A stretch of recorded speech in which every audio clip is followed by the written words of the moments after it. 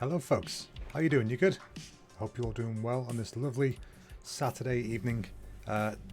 Today is day 7 of November, so today is the day we tackle print, as it says up there somewhere. Now, when it comes to print, the first thing I thought of was the old style antique printing presses, you know, where they had the little letters and the stamper and stuff, and I'll just show you rather than describing it. I've got stuff ready for you.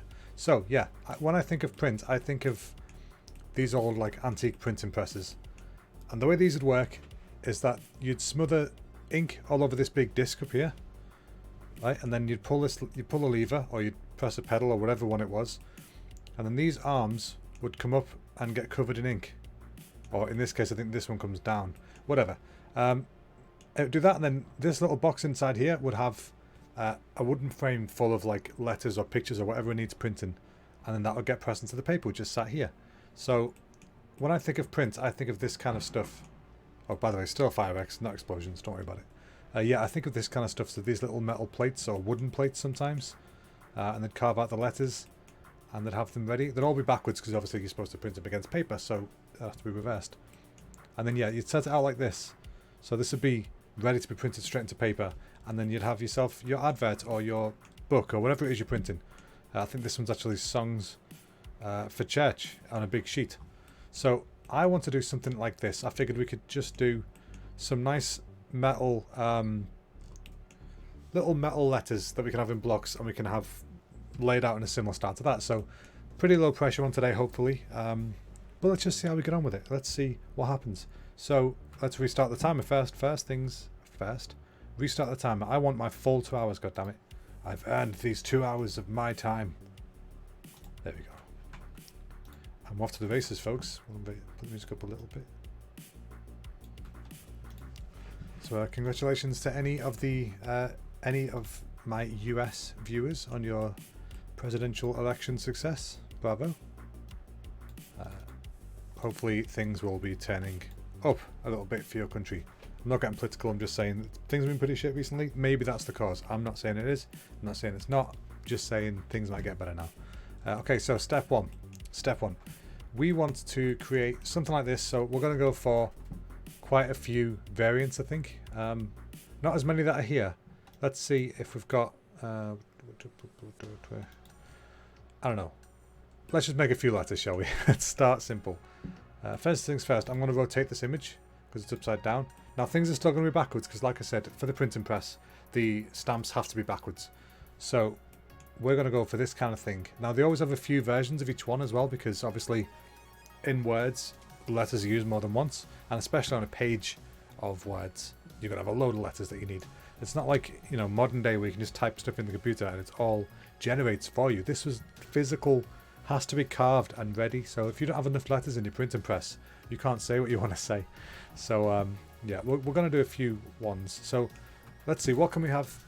Well, I think we should do it so that we've either got a little setup like this, or we get a little setup like this, you know, where we've got things laid out saying something. Let's just spell like November in our letters. So let's see, what do we need for that? November.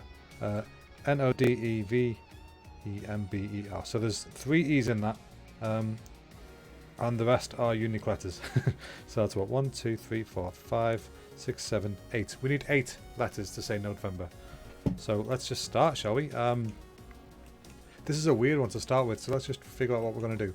Now they're on like little metal rectangles, so I guess we should start by getting the text, and then we'll figure it out from there. We'll have like an old-timey font. Now what I'm going to do is I'm going to just type it all as one word here for now. We're not going to use this, but this would just be as one word, and then we can figure out a font that we like that works well, and then we can adjust that for each letter. I think that's probably the best way of going about this. So let me see. Does it show preview fonts in here? It does. Very nice. Ooh, Algerian. Right, we want something old looking, something fancy looking. Ooh, no, that's modern, very modern. That's too vague. There's literally a printing press 1, but I think that would be cheating. Plus, that's a typewriter, it's not a printing press. Different things, folks. Let's see, what are you? No, that's the one I said that was too fancy. That could be one. So we want something that's kind of slightly scripty looking, but or maybe something that looks particularly like old-timey booky. That's a pretty nice standard flat one, but let's keep going. So hopefully everybody's having a nice weekend so far. I know I am. I'm feeling good today. It's a good weekend, which is nice. Oh, that could be good. Bell. We can remember Bell, can't we? I know there's going to be one here that just jumps out at me. I can just feel it. I feel it in my bones.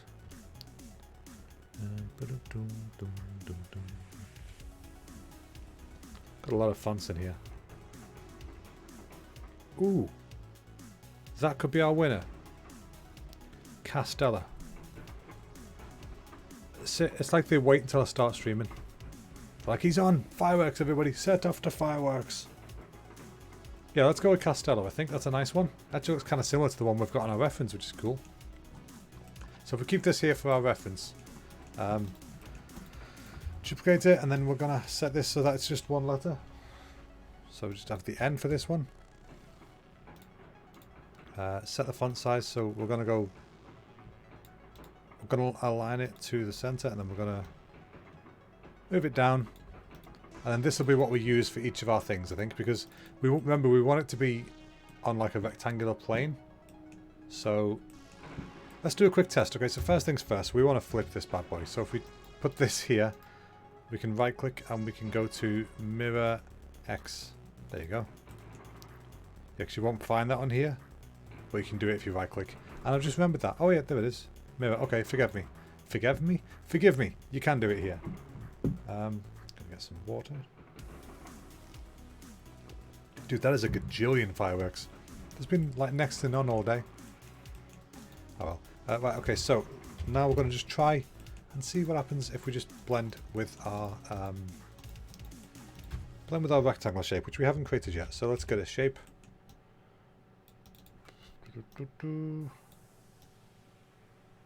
Something like that. About there, I think. We're going to bevel it so that's actually a sloped shape. Set it to angled because we want it to be sharp, because it's made of milled metal. That's pretty dang sharp. And then we want it to be a little closer. Something like that.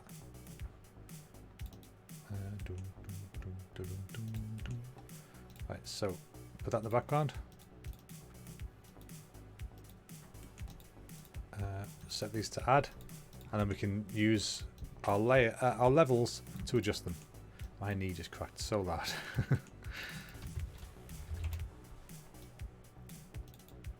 Okay, so we can already see it's cutting over the sides a bit, so we'll fix that in a second. But for now, let's go and adjust our levels. Oh, I want to hiccup. Okay, so N is probably going to be like the widest letter, isn't it? November. The M might be wider, but still, we want to keep it so that they're fairly uniform. Although looking at this reference, there is a difference between them, so I guess it doesn't really matter. They don't need to be specifically the same, just as long as we try and keep them similar. Because you see, the F is way thinner than the G. I guess it doesn't matter. So we can adjust this per letter, so that's fine. So let's just do it that. Let's keep the letters as they are, so we're not squashing them and whatever, and then we can adjust the shapes behind them accordingly.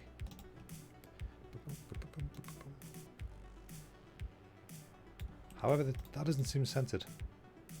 It is centered. It just doesn't seem centered. Oh wait. Yeah, no, it is. It is in the middle. Okay.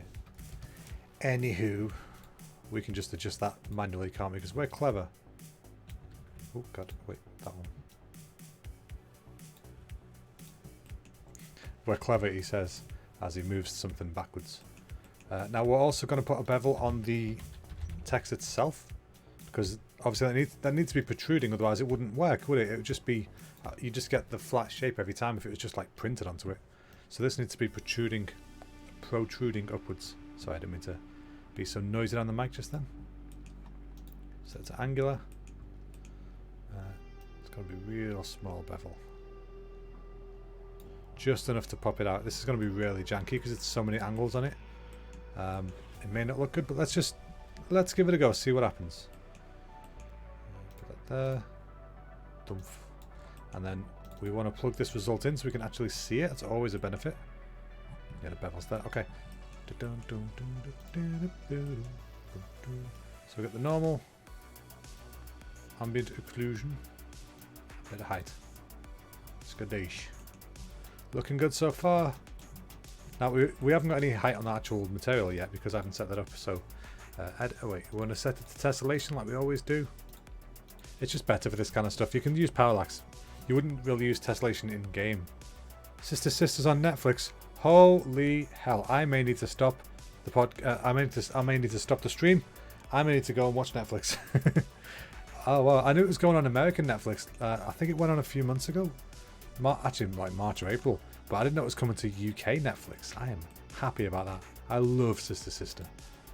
I used to watch it all the time, like all the time. Go home, Roger was said so many times. What was I doing? You get distracted now. Is that good of news? Could today get any better? Sister Sister is on Netflix, and President what's his face is no longer going to be president. What's his face? Yay! Poor Roger, always going home. What was I doing? I've genuinely just gone blank. This is what I was doing. Oh yeah, that's right. I was setting up tessellation. So I was saying tessellation. You can use it for stuff like this, but you wouldn't really use it much in game unless you're doing like some world materials where you're adjusting landscapes, or maybe something like a cobblestone where it's really sometimes you can't avoid seeing the edges of things, so you want it to be tessellated. President fart. Yeah, it's funny, isn't it? You wouldn't get a President Trump in England because Trump is, you know, a euphemism for letting wind away, cutting the cheese, as they say in Yankee Land. There's a lot of booms. Right, I think this looks okay. When we're gonna have a bunch of these together, this should work pretty well. So, yeah, I'm kind of happy with that. And the height seems okay. I might make the height more. So let's go for 10, just see how crazy it gets. 10 actually works pretty well. Okay, yeah, we might stick with 10. I'm just going to increase the height of the letters, which I can't do, so I'm going to decrease the height of the board behind it. Because I want the letters to be more protruding than that. Actually, that's about right. I think that looks about right. So yeah, we can do that. Looking good to you guys? I hope so. So this whole thing with the adjusting levels and changing the height on the overall material, it's like blacks here and whites there, so it's the distance between them. What am I making? Today's prompt is print, so I am making the letters from a printing press, an antique printing press. I love stuff like this. This is what I think of when I think of print. It's the old blocks they used to use, and they'd use one of these machines, the old antique printing presses, and they'd put a plate in here with all your little letters and stuff in it, and then this would stamp it on, and you get your ink. It's really cool. But yeah, I want to do something like this. So we're going to get letters that spell out November. We're going to have them arranged like this, and hopefully it shouldn't be too bad for the 2-hour thing. I say that. We know it's going to be hell at the end. But for now, we're doing well. So I've got my November up here just as an example to show me. And there's only, the E is used 3 times, so that saves us a bit of work. But everything else is unique, so that's a bit of a pain. You got this. Thank you very much. I hope I do got this. Okay, so I'm going to duplicate that. I have the N. Now let's make this an O. Theoretically, this should be a fairly quick thing once we've got the first one sorted. That's why I did a first one as like a little test to see if I like it. The O looks alright. Does the O fit in its thingy? It does. We need to move it though. Slight repositioning. I kind of like it when it's a bit off because like this is such an imprecise art, you know, printing. You'll never get the same print twice. Not exactly anyway. Unless you use like more modern techniques, I guess. So there's the N. O. D. Let's go for D, baby. D. Okay. We're whizzing through this. There's our backwards D. Oh yeah, everything has to be backwards as well. Because obviously it's printed against paper. So the ink's on the plates, the paper presses against it, and then the paper comes away. So it needs to be backwards in order for it to be the right way around on the paper. It's magic. Okay, now readjust this one. N-O-D, and then we're going E next. But yeah, I love the antique printing presses. I think they're really, really cool to look at.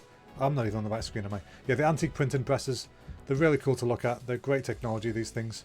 I've just watched one being used on YouTube because I haven't seen it for ages. And this roller, like you cover this disc in ink basically, and this roller slides over it. And then that roller a sort of well, this roller and this one, they both go over the disc and they kind of load the plate, which would be here, and the sound it makes of the ink sort of like just rolling over, it's really satisfying. It's like when you paint with the roller and you get that kind of sound when you roll it in the tray. I love that.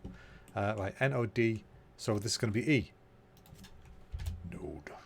That's already relatively in the middle. So N-O-D-E-V. Yeah, November. For some reason, because the letters are backwards, my brain's going, you don't know how to spell November anymore. So we want a V for this one. Okay, and is this one in the middle? It is. N-O-D-E-V. We've already got an E, so we don't need the next E. And then we want a an M. M for mother. Duplicate that. So even though this is probably going to be one of the easier ones that we've done, it's definitely going to be the most complex graph because each letter takes, well, 7 nodes. So it's already getting really full. But looks can be deceiving. It's not as complex as it looks. So M. M for this one. So yeah, how's everyone's weekends going so far anyway? You having a good time? Right, this block needs to be bigger.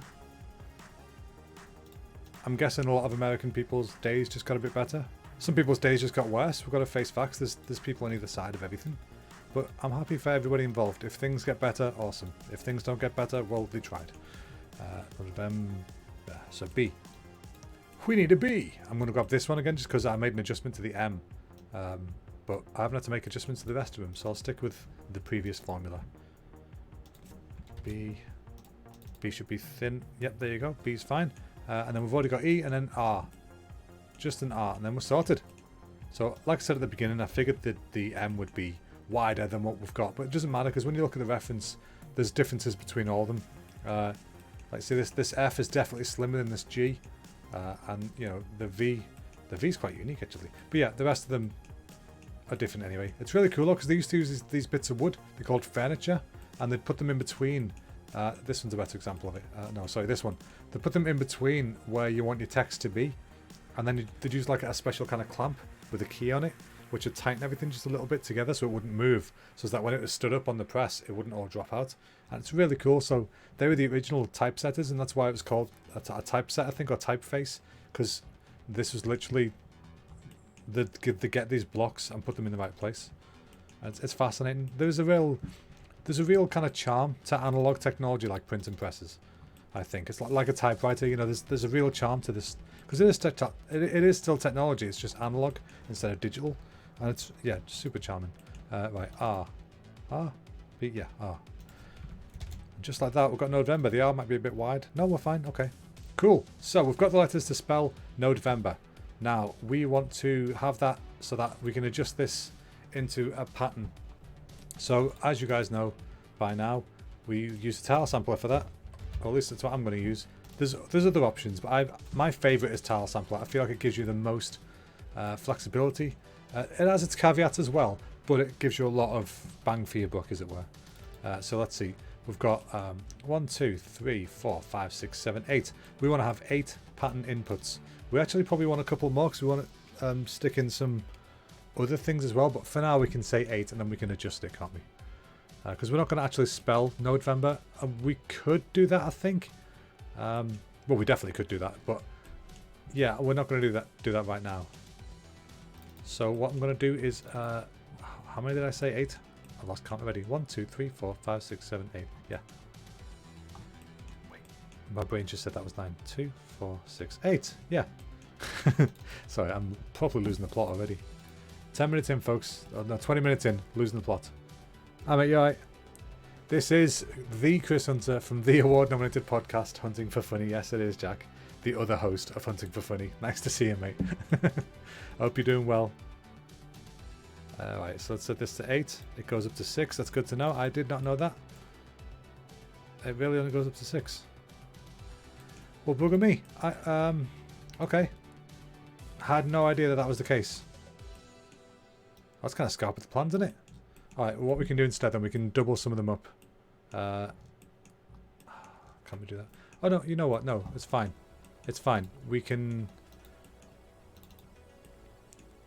Let's do 4 on this one.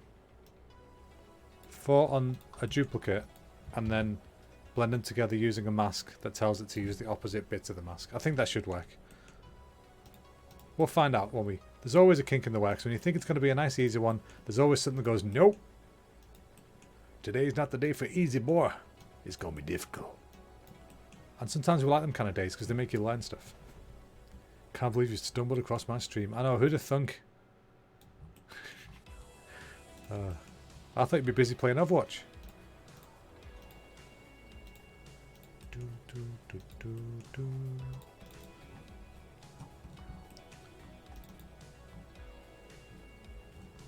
So we've got that and we've got this. So as a quick test, let's just plug this into here.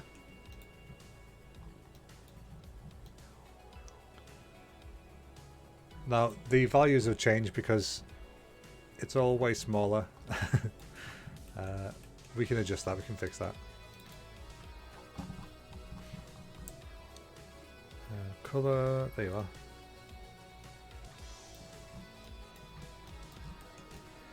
Also, because they're so small, the tessellation is going to be really messed up. That's why it's so spiky and wiggly and gross. But like we saw the other day, I can't really bump that up too much because my computer does not like it when I do that. But what we are going to do is adjust how many are here. Because instead of there being 16 by 16, let's go for 8 by 8 because that still might be a bit too many. But we want to show a nice big selection. There you go. We actually want them a bit closer together as well, so we can change the scale. Full scale like that. We can also... Let me see.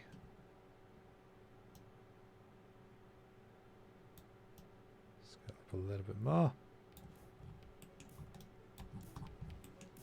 Okay, now remember the M's are going to be wider, which are down here, so that may cause problems.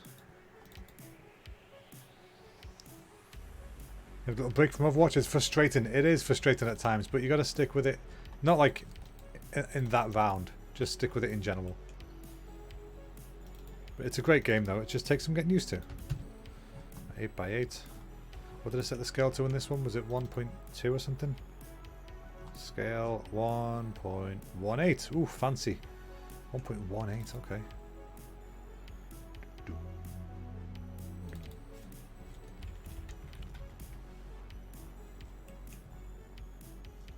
Okay, cool. So now we've got this. If we have a, let me see, 8 by 8. Let's make a checker pattern. Tiling is already set to 8. 2, 4, 6. Oh, it doesn't actually make 8 by 8 though, does it? We're paying the backside. 2, 4, 6, 8. Okay, that's 8 by 8. Which I filmed them all, but you have lots more tips. Oh, for them. Okay. Yeah, it's very overwhelming when you start a new game and then you get loads and loads of tips for it. So it's best sometimes just have a little bit of a step away. Right, so since we're doing an 8 by 8 on these, at least for now, then we can try and use this as the mask to control which one of these two shows which part of that one. That's how we're going to get around the whole not being able to have 8 things on one tile sampler. I feel like I saw something once of being able to actually do that. You just have to turn some feature on and I can't remember what it is. I probably made that up in my mind. I just feel like that's what happened. Actually, yeah, we shouldn't have to do anything fancy either. I can probably just plug this in here. Remember, we reduced one and not the other, so you can see the difference there. So the colour on this got reduced, which is cool. The colour was reduced to 0.34. 0.34. Okay, we can do that. This one's 0.34 as well. Where are you? 0.34. There we go. Now, folks, boom. I said boom. Just like that. We've got the letters from both of them working fine. Now, there shouldn't be a point where it says November anywhere because I've not told it to. That would be cool, but at the same time, can we do that? I don't think we can. So what we're gonna do with this, folks? Are we going to keep it as it is and then work into it with the metal and stuff, or are we going to try and arrange it a bit differently. It's kind of hard to decide, isn't it?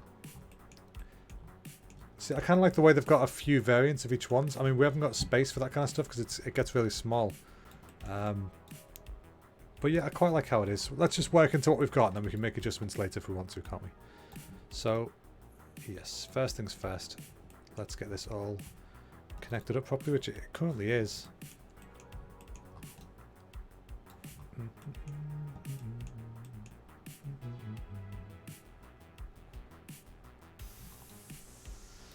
So can I squeeze a little bit of tessellation out of my computer without it crying at me? So we're currently on 4. Let's try 7 and see if I start losing frames again. It still looks awful here. The CPU is currently doing okay. Yes, I think we're okay at 7. All right, so let's work into the plates that they're on. Now remember, these are all made out of milled metal, so they need to all look metal basically. So let's go and adjust the strength and stuff of this. Let me see, metal.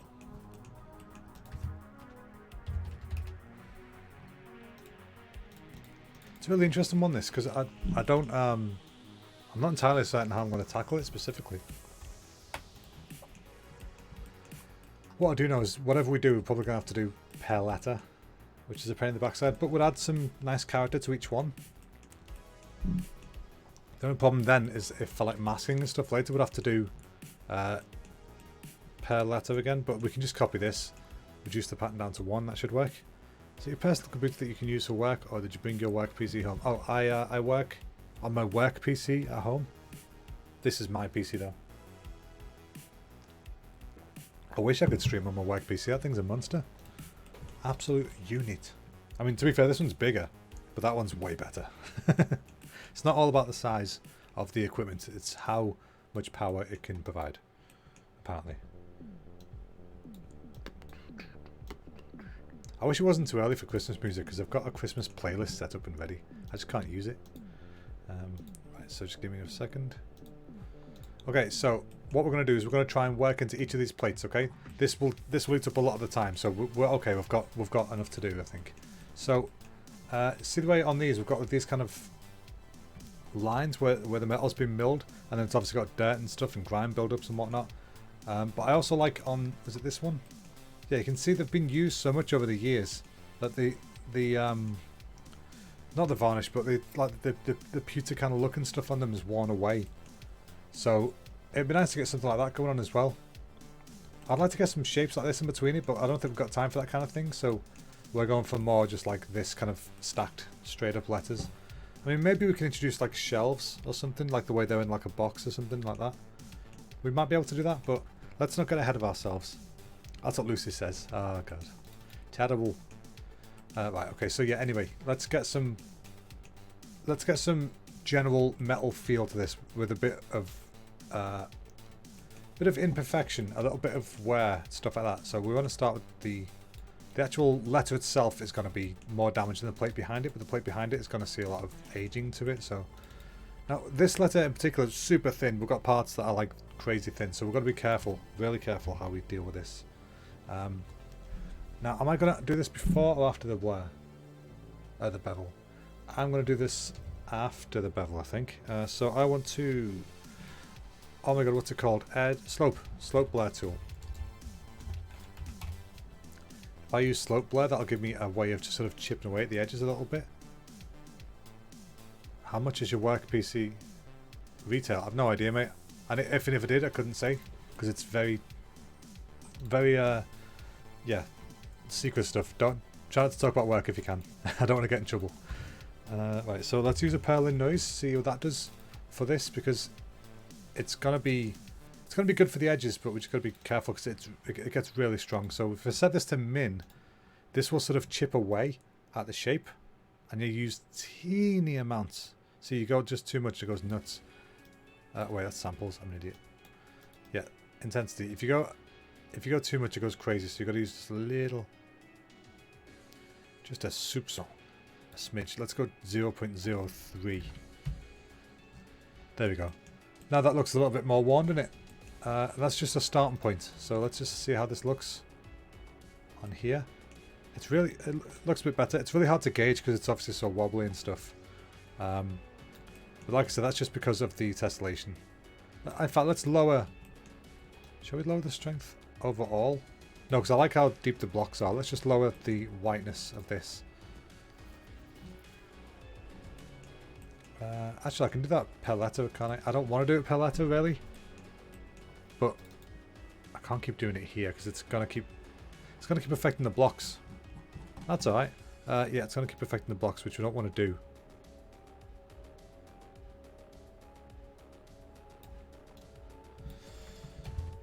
Yeah, okay. Right, we're gonna have to bite the bullet and adjust the letter levels per letter. So let's use N as an example. N is here. We'll reduce it and then we'll use this levels for everything else because they're all the same starting point, so they should all get the same result. And what we can do, I'll show you in a second, pretty cool little feature.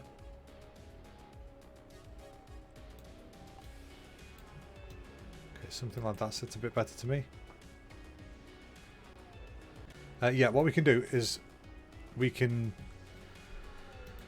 go into here, and the thing that I've just adjusted is a level out high, right? Now this little symbol here, if I click on that, I can say expose, and then I can basically use the value that's in there and call it something like letter height. And this is really handy because now if I was to go into this letter, for example, let's find an O. There's an O, right? If I use a levels, plug that into there, rather than me trying to go and get the exact height that I want from this, I can just go to my settings where it says level out high. I can click on that and tell it use letter height because I just exposed that parameter from the last one. That'll then match it. And even better again, oh, this is handy, there's N and O next to each other. See these two N and O here? I can affect both of them at the same time. So if I just double click the background, and that, you'll see there's an input parameter here called letter height. If I click on that, I can adjust it here. And that will adjust it for both of them all at the same time. So when I've got all the letters using that, I can adjust them all with one slider. It just means I need to add a bit more work early on, but it's totally worth doing. It makes things a gajillion times easier. So in fact, I'm going to go do that now before I start affecting the letters even more, because I don't want to miss any of them and forget, you know. That would be a pain in the backside. And I'm even going to just duplicate this because it's already set up to use that exposed parameter, so why wouldn't I? Work smart, not hard, people. I used to hate that saying, but now I understand it properly. I used to think work smart, not hard was like a kind of like a cheaty way of thinking, like, you know, if you can find a shortcut, take it. But that's not what it means. What it means is if you found a more efficient way of doing things, do it the more efficient way, even if it doesn't make you any less artistic or less creative. Just do it whatever way you need to get the job done. It's a bit different when it comes to, like, I'm trying to think of examples, but it's different when it comes to creating specific artwork. You want to do something that's your style and you're doing it in, like, you know, your own time, and yeah, do it 100% yourself. But if you're in work and you're getting told, you know, use some Megascan rocks or something like that, then just do it. Just bite the bullet, use it. Don't feel like you need to go and sculpt all the rocks yourself, because then you've 100% done it as the artist of the level.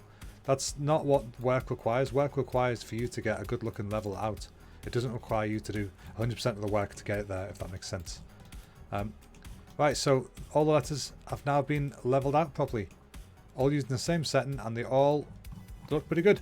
So now we can go in and we can start affecting them. See, like, we've got this little thing going on here. We can do that for all the letters.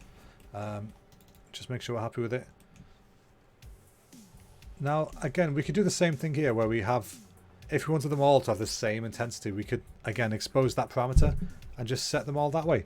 But I don't want that because we want some to be more used than others, more worn than others. So we want to go through and do it individually, I think. Like I said, this is going to be one of the simpler looking ones when we're finished, but this graph is going to look nuts. It already looks way busier than it should be. Way busier than it should be. Sorry, I can't speak tonight. I don't know why. Tell you what though, I had a delicious tea. Oh, it was nice. We had lentils with spinach, and it had oh, what's the cheese called? That cheese that halloumi. We had grilled halloumi on top of it. It was super tasty. And the kitchen smelled gorgeous. Right, so we're gonna get the slope blare. Doof.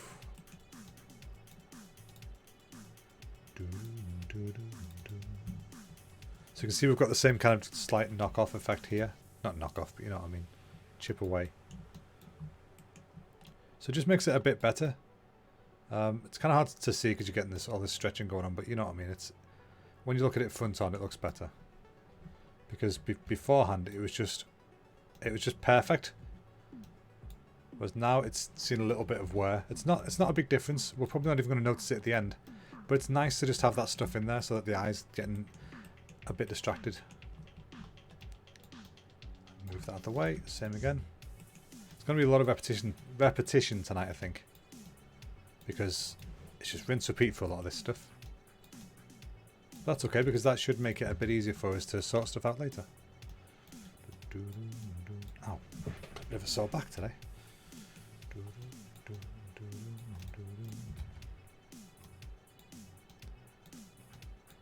Ooh, we're watching Spider-Man Into the Spider-Verse tomorrow, and I cannot wait. I've been wanting to watch that forever. I missed it in the cinema, and then it didn't come on Netflix until this week, so I can finally watch it, and I'm so excited. Sorry, I'm so excited because I've heard so many good things about the visuals and stuff as well, but also it's meant to just be a fantastic film. And I've also got the Spider-Man game. Apparently Santa may have spoken to a video game shop and got me the Spider-Man game for Christmas, and because of that it comes with a skin that is animated like it is in the film, so it's all kind of choppy and it's really cool. Really cool. Can't wait for that. Right, yes, so we've got ourselves some letters. I think we're already off to a decent start. Now let's go and do the same thing to the block pieces that are behind it. Wait, let's get our noise first. Put that here.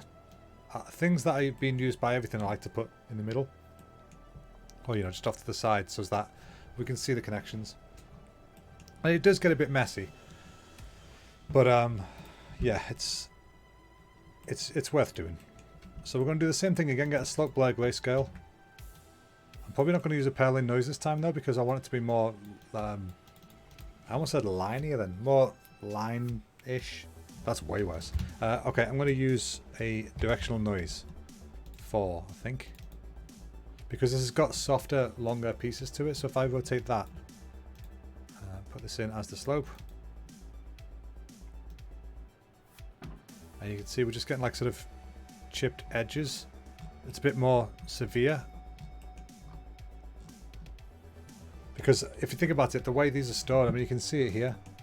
Well, it's kind of hard to tell from zoomed up because of the image quality, but you can see from here, it's kind of more damaged on the base bit. So these flat parts, they should be fairly undamaged. They're just going to be sort of dirty or rusty, if anything. But these edges and corners, they're going to be beat the hell up, because if you think about it, the main use of these when they're not in the printing press is getting put in blocks and jammed together and squeezed into tight spaces and stuff. So they're going to get chipped away. They're going to get damaged and nicked. So we're going to have stuff like that going on with these. Now because of that, I think I am going to do an individual noise for each one of these. The letters, I'm happy leaving it with the purling noise because they're so thin and fine you can't really see the noise. It's just good to have it there. But the blocks, they're kind of the main visual of this, so we want to make sure that they've got their own personality between them. Now I kind of like the way this got this damage on the side, so I'm probably not going to change the angle of this, but in theory I could do some angle randomness to have more things that are cutting inwards. Like if I went really nuts with that, you can see we're getting like proper little chips and stuff going on, and that looks really cool actually. But for this one in particular, I want it to have the more linear look. I'll give it a slight angle randomness and we get some more edge chip in there. You can set disorder as well to change things like that, so it kind of scrolls about the image. It's pretty cool. The intensity, we could set the intensity much higher if you wanted to get it like really haggard, but I'm happy with where it was. And if you set it to blur instead of min, that has an effect basically min only works inwards of the shape that you've got. So you can see the original shape is this rectangle, perfect rectangle. And then we're now cutting into that rectangle. If I was to go to max, that would allow it to go outside of that rectangle. And if I go to blur, that works with both. So you're getting the detail inwards and outwards, which is really cool. It looks really nice. Actually, that might be what we go for because we're using the bevel. Let me see how this looks. What letter is this? N. Let's go look at N. There's an N right there. Okay, let's look at N. And let's put that on.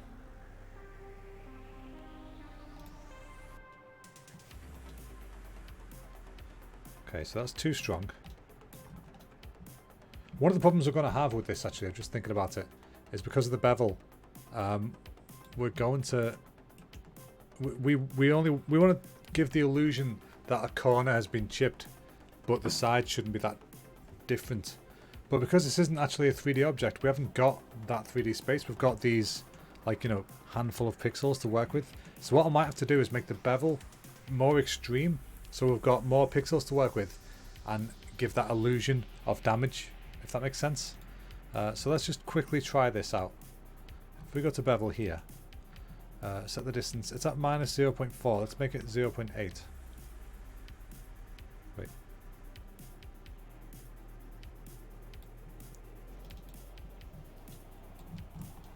Okay, now the problem is it now looks like a bevel, which we're trying to avoid. But this is one of the problems of trying to make 3D shapes in a 2D image.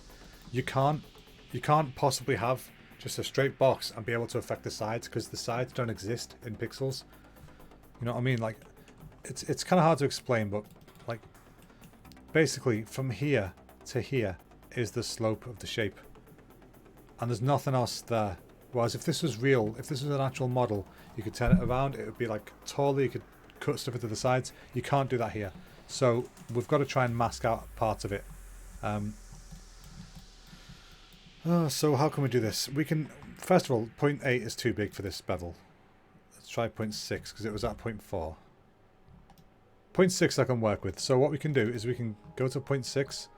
We can try and isolate just the corner part of this. We might be able to do that with a histogram select, but it may need something else happening to it. Let's just try this first.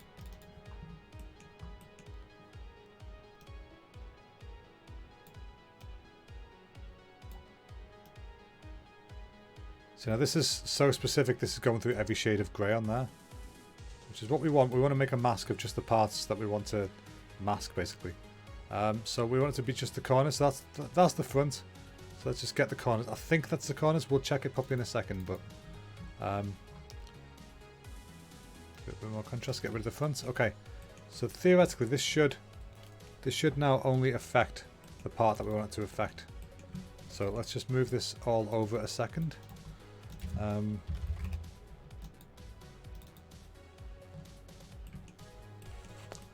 Now should I know, I'll mask out the I'll mask this out, so there's only noise where I want it to happen. That might not be good, actually. Yeah, that's a bad idea. Don't do that. Don't do it that way, folks. Alright, instead, let's see, how can we do this? Okay, I've got that. I can blur that out a bit in a sec to make it the right way. Okay, so if I grab this, and then I'll grab the original shape, and then I'm going to get a blur HQ grayscale, put that into there, quality up, give it a slight blur, just to lose that hard edge, and then set that as the mask. Now you can see we've only got damage on the corner, so the rest of the gradient on the slope is intact, so that'll give the illusion of a flat side. Whereas the corner has got a little bit of damage to it. That should give us the result that we want. There you go. Oh, I'm glad that worked. Yeah, so obviously we've still got some jaggedness going on from the tessellation being too low, but that's okay. But yeah, so now we've got nicked, damaged corners without the rest of the slope being ruined by it, which is good. That's what the look we were going for. So let's just set this to min a second.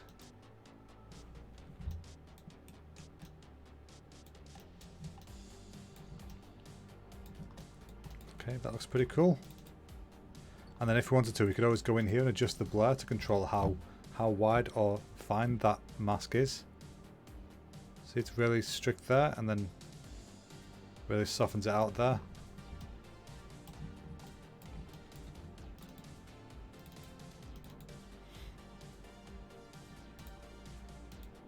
Also, set it to subtract it, go nuts. Look at that. That's a pretty cool effect, actually. Huh, I like that effect. This is one of those times where that would be a happy accident if I wanted it, but I don't want that, so let's leave that. Copy. Now, yeah, let's go on, move on, do this for each of the blocks, and then, yeah, well, oh my god, we're already at an hour 16 left, folks. That has gone so quickly. Very quickly indeed. So let's just get back to it. So we've got to do this for every plate, basically. Then we can start looking at colours and stuff. So it's N. It doesn't look that damaged. We might need to do a bit more, make it a bit more obvious. Let's just quickly adjust the strength of this slope blare. Since we're masking so much of it out, we might be able to like over egg it, you know?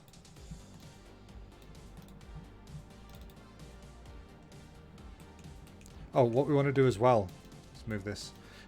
Because this is a blurred mask and it's so thin, it actually turns grey instead of white.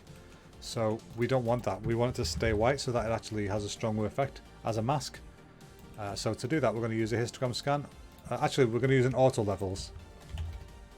Because that'll always make sure it's at white and black if it can. Like, it does a better job anyway.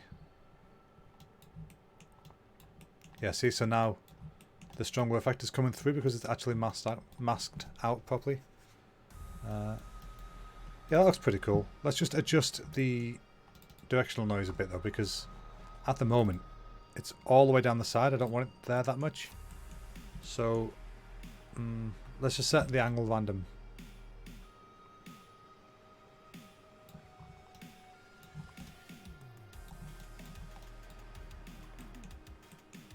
Okay, we can mask some of that out.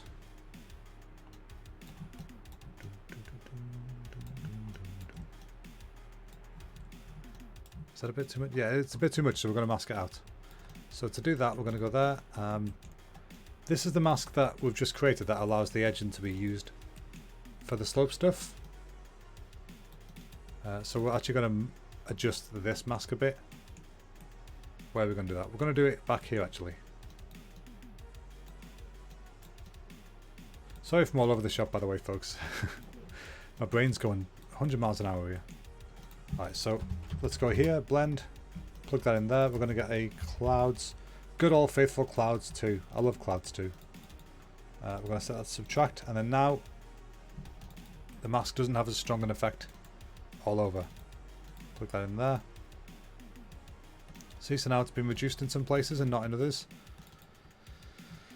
So there, that looks a bit better. Okay, and we can't spend too long on one, so let's move on. We'll probably do some all over general noise in a bit as well, just to give it some extra pizzazz. Now it's a shame because these are nice and neat at the moment, and then you got this one that's just like blah. But we'll keep it neat. Just maybe not as neat as we want. So remember, there's the original November, so we can keep an eye on that, just as reference if we want to sort of look at how they work together. Okay, so yeah, let's neaten this up because we're going to reuse this quite a bit.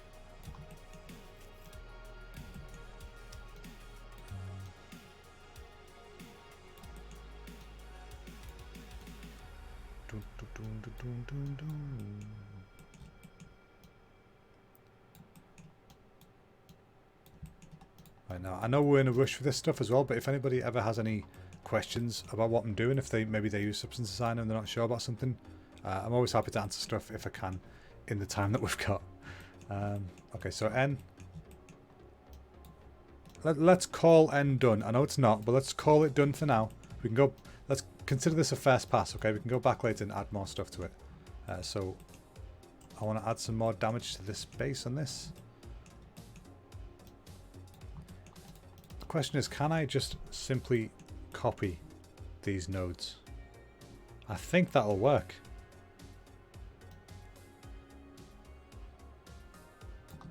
Let's give this a try. If this works, this would be great.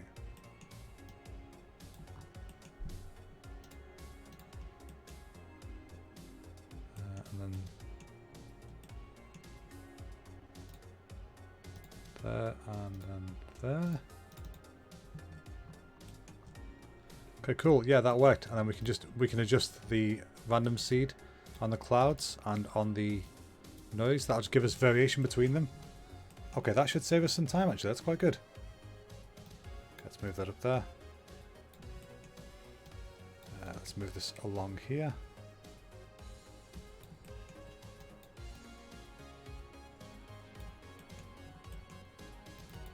Okay, so now instead of just being plugged into the flat base there, we can plug this in. Actually, let's go look at it first. It's always good to look at the results as they happen, if you can. What's going on there? Oh, don't worry about that right now. There we go. That's a little chipped up as well. But it's differently chipped up to this one. See? Different nicks in different places. And that's what we're after. Just more of that. More of that, please. So, it's kind of therapeutic, actually. We're already down to 1 hour 11. All the ones. Full house. Save. First time I've saved. 50 minutes. Could have lost 50 minutes worth of work there. Right, so yeah. Same again. Rinse, repeat. I said before, this is going to happen a lot. Rinse, repeat today.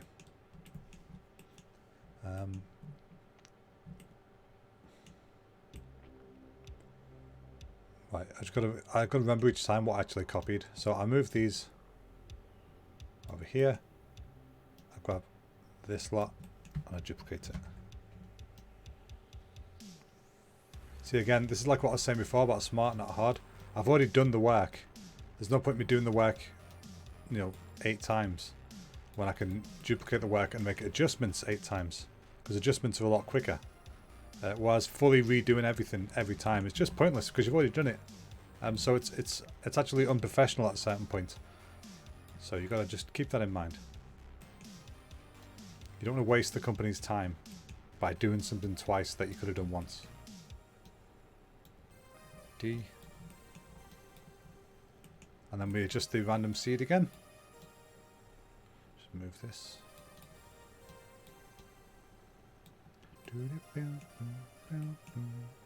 So yeah, I love this random seed. It's such a great feature. So now you see, again, we've got nicks in different places on this one. It's great. Okay, now that one's done. So 3 down, 5 to go. We can do this.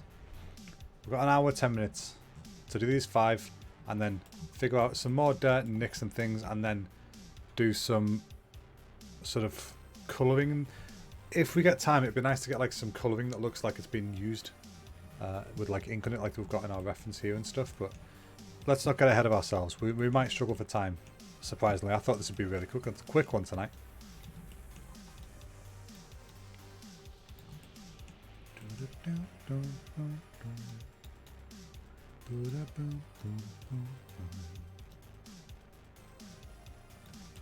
Okay, D.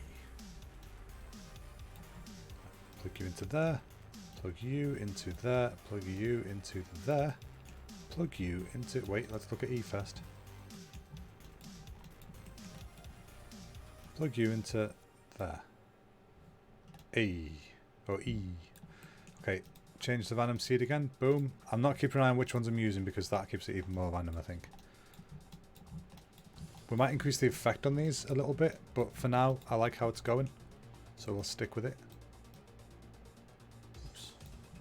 It's just Mortal Kombat ass music. I like it. I feel like I'm playing like Spy Hunter or something.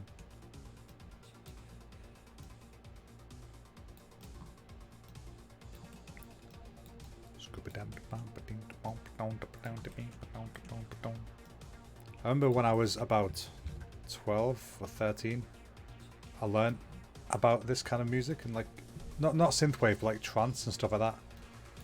And how to make it using Cubase, I think it was.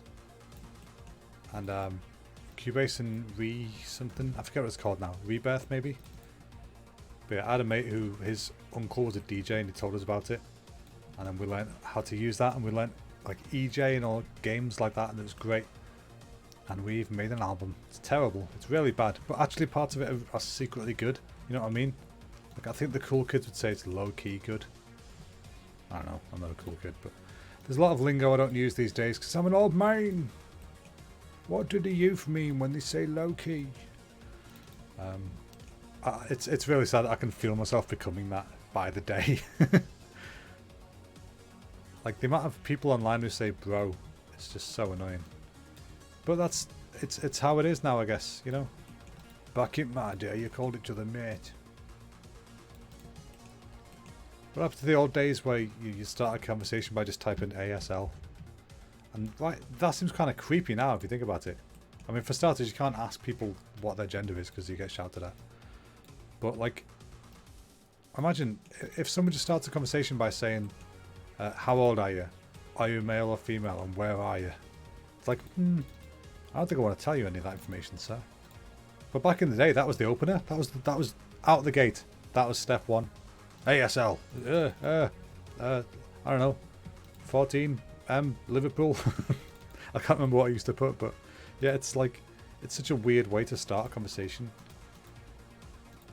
Whereas now, you wouldn't even need to start the conversation because everyone's got a profile on every platform, so you already know everything about somebody before you've even started speaking to them, which it's kind of a shame. I wish there was a platform that encouraged more like speech, and I don't mean like arguments. I mean actual just talking. I know things like Omegle exist and stuff like that, but they probably just get abused by people doing stuff they shouldn't be doing, or it's normally just full of YouTubers finding content, which is fine. You know, I like that content sometimes, the Omegle stuff, but you know, it's just it'd just be nice to have a conversation with people. I'm probably just saying that because we've been locked down for so long, but I don't know. I feel like we're in a stage in the world where people just need each other, and they've not had that for a long time, I feel. But you know, before you know it, people might start using ASL again. Oh no, why are you here? Okay, that's fine. Put that there. Put that there. Put that. This one went wrong. Why did this one go wrong? What did I do? Okay, undo. Undo. I was waffling about nonsense I didn't need to be waffling about and they got me confused. Okay, I want these. Oh, it's because I've got that in line with this. Okay, sorry. I got a weirdly philosophical then. We need communication between the people to make people happy once more. Is basically the gist of it.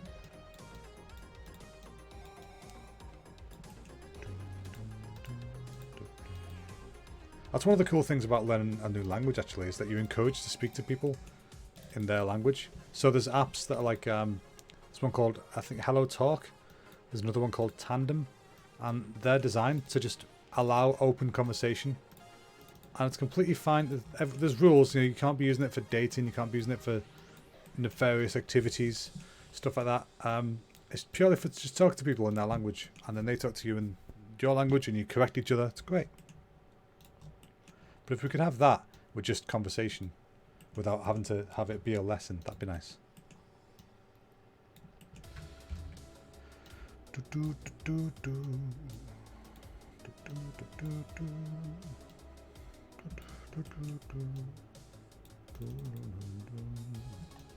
Right, folks, I think that is the last of the letters. We're just going to adjust the random seed on this so that it's got some differences to it. Now all our letters have got some kind of nicks to them. All our plates have got some kind of nicks to them. I'm still not liking this. What's going on back here? I think, oh, is it scaled? It's probably because the scales have gone slightly over the edges and it's overlapping a bit. That's okay. Oh man, I'm sleepy. Why am I sleepy all of a sudden? I came up with the coffee and it's made me sleepy. That happens sometimes. I think it's because it's basically warm milk in it. Is this the one with O in it? No, this is the one with O in it.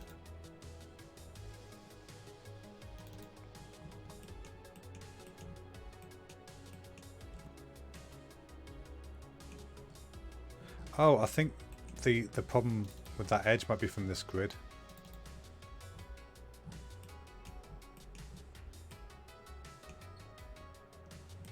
Yeah, there's a little bit there where the M is slightly too big, so let's go and just adjust that ever so slightly. So the scale on these 1.175. Okay. Okay, 1.17.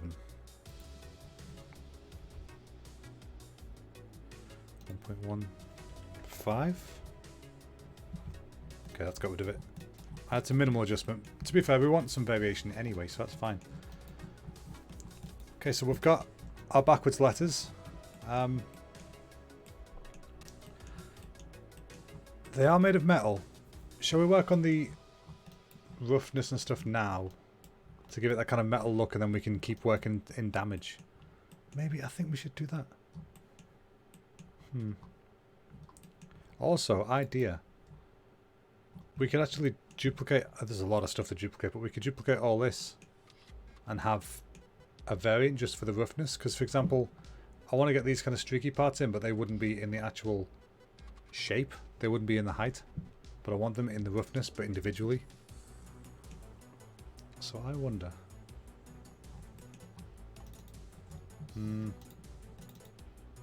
No, actually, what I'm going to do... What am I going to do?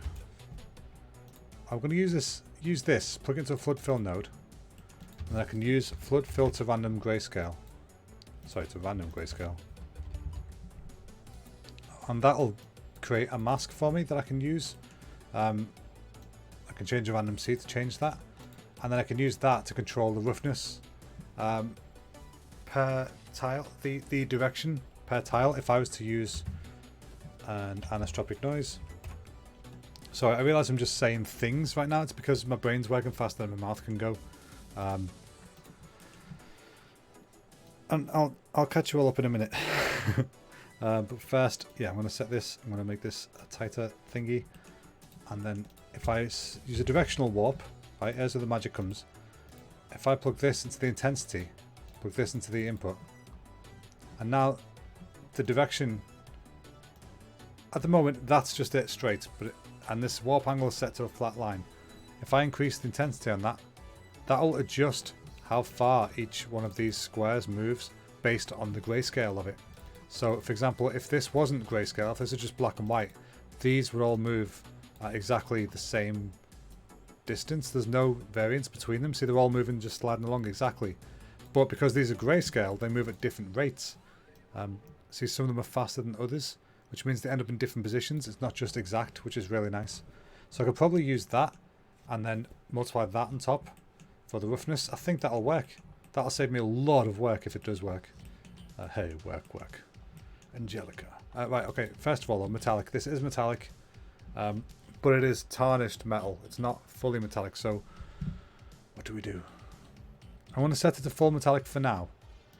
You should really just have metallic as binary, so on or off.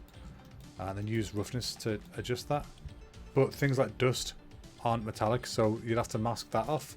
And there's a problem with PBR, which is what this material type is, where the line between metallic and non-metallic gives like a white rim, and you don't want that. So sometimes to avoid that, you have to use slightly different metallic values. And I don't like doing that. It feels wrong to do it, but it works. And sometimes it's all you need, especially in this kind of situation.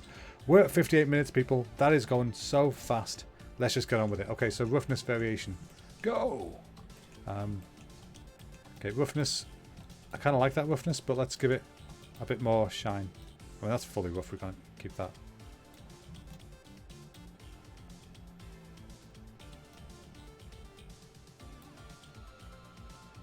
What is happening? That isn't changing. Oh. For some reason it was using this. Bloody, this keeps lagging. Right. I want this, please. There we go. I had to click it 4,000 times. See, so if I turn that off, it's fully metal. We don't want that, because it's like a brushed metal. We want sort of that kind of roughness, maybe a bit. Something like that, then we can add variation. So blend. This is all just really, really rough work for now. Give this a give that a duplicate. Make this a bit lighter. And then we're going to get this map that we made down here. Put this over here. And multiply that. Not multiply it, so it's just set to copy, yeah. So that's still too wide. And don't worry, we're going to mask out all the parts that aren't the actual plates as well. It's a good question actually. What are we doing for that? Little cheeky bit of wood like yesterday? Yeah, I think so.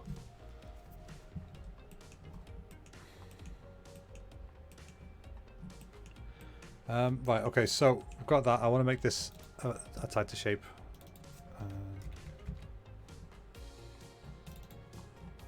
That's just not getting thinner, is it? Is it? Yes, it is. Okay. I'm going to give this a slight warp as well.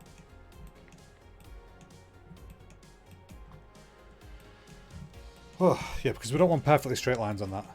Man, I'm really... Why am I so tired at the moment? Right, warp.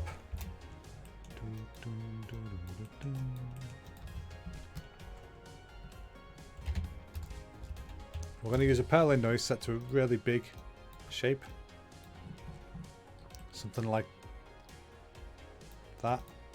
And then we're going to set this to a really small value.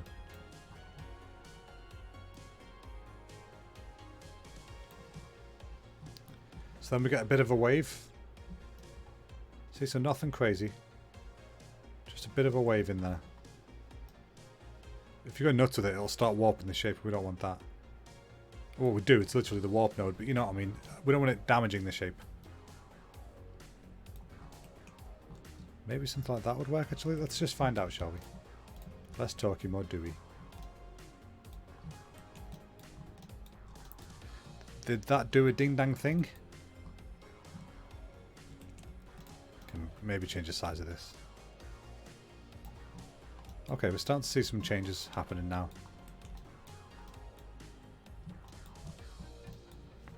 Okay, I'm not overly keen on how that's looking. So let's tile this. Let's just be quick and use the make it tile. Actually, safe transform. Plug that in there. Tile that by 2.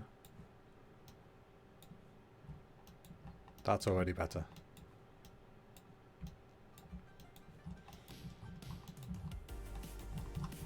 Right, now let's focus on getting some additional bits of damage and stuff in here. Actually, first I want to separate the blocks out from everything else. That'll help it look better. Let's just move these over here so that we can see what's going on. Get it a bit cleaner. Okay, now I want to pull out just the black element of these. So I'm going to do a histogram select.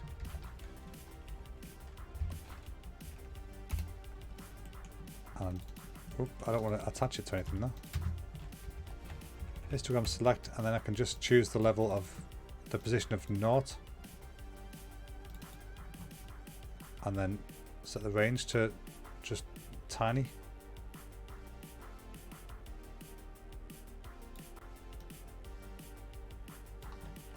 That should just give me the black bits in between the blocks.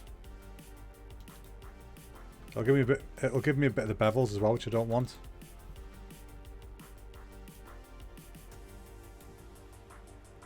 So I could set the range just to the tiniest amount, that it's only black.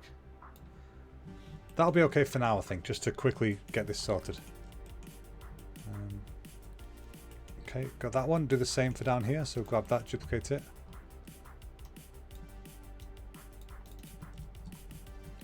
And then we can add these two together using the mask that we used to blend them before.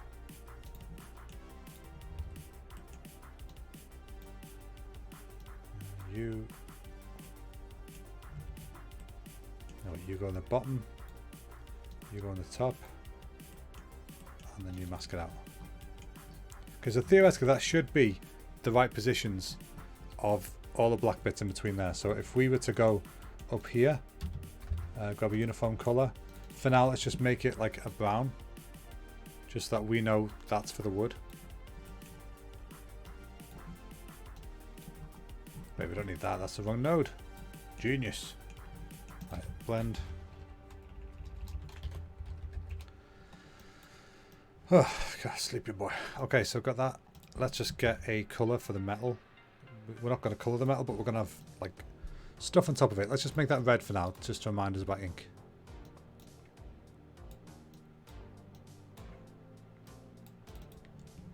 And this is just so we can see the separation between the two of them. Yeah, see, so that should help. Put that in here so we can see the results. Oh, we want to invert that, don't we? Get these, swap those bad boys around. Okay, that's worked pretty well. Cool. Alright, so we want this grey to be our metal.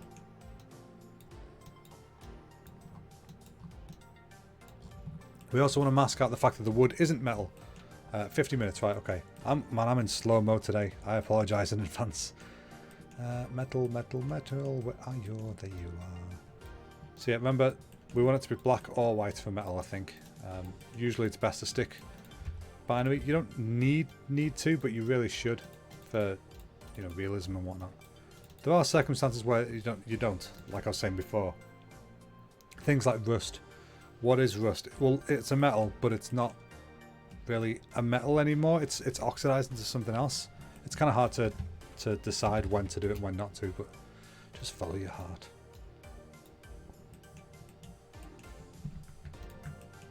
Oh, hiccups. Right, yes, so that's what we want for that.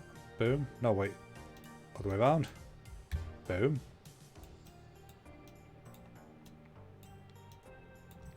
Okay, and we can do the same for the roughness here, just adjust that. So that's the metal's roughness, that's staying as it is. Yeah, that's staying as it is, and then we can plug this into there.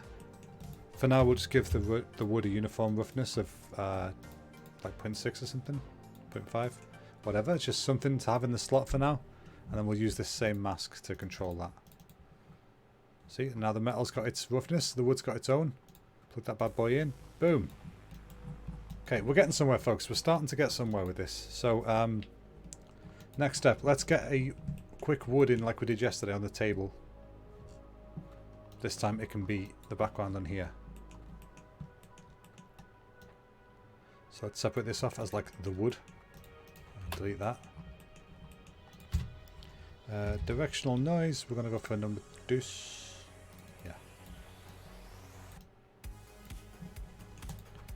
Set that angle up. I want this to be like a mahogany type thing, I think. So mahogany is like a darker wood.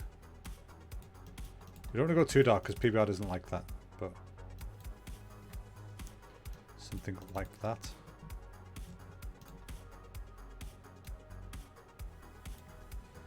Okay, plug that in. We're already starting to get our little wooden background. Just adjust the strength of this a little bit. Histogram scan.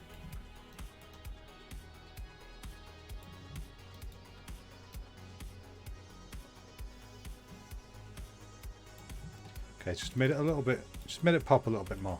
We could use an auto levels as well, but I like doing it that way for now. Gives you more control. Okay, so we've got that. Now what we want to do is we want to mucky up this metal a bit. It's all looking way too clean. So we can do that with the roughness, we can do it with some albedo as well, but for now, I'm going to use the roughness. Now there's a thing called ambient occlusion, which is the shadowy areas of something, where something contacts with something else. So we could use that as a starting point to control the parts that are less rough, or rougher, sorry, because dust and stuff gathers there. So basically the ends of the plates are going to be the shiniest part. Oh, sorry. Like you can see here.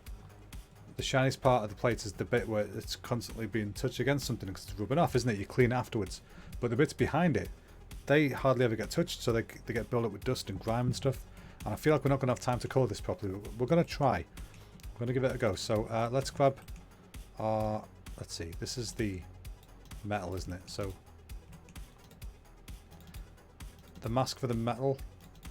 Yeah, let's go here. Let's create another blend in between this. Something smells nice. I feel like something's been sprayed recently. It smells nice. It might just be the bathroom. We've got like an auto spray thing in the bathroom. And I changed it yesterday, so I'm not used to the smell of it yet. Right, so make that a bit rougher. And we're going to get our ambient occlusion node. Actually, I'm not going to make a new one. No, I'm going to use this result. Where am I? Okay. Use this in here.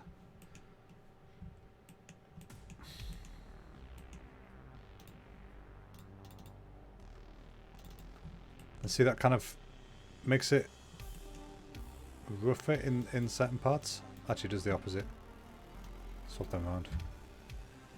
Okay. Now, I obviously want that to be a lot stronger.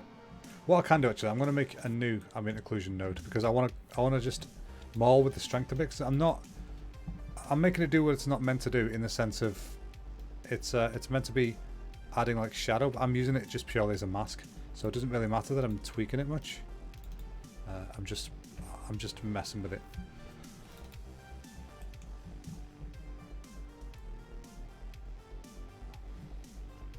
Okay, now the problem is now, what can I do? I just want to have the inside of the letters. I don't want the edges, which I'm getting right now. Actually, no, that's not the edges. That's the sides, isn't it? All right, never mind. Never mind. I'm waffling nonsense. Just see how that looks.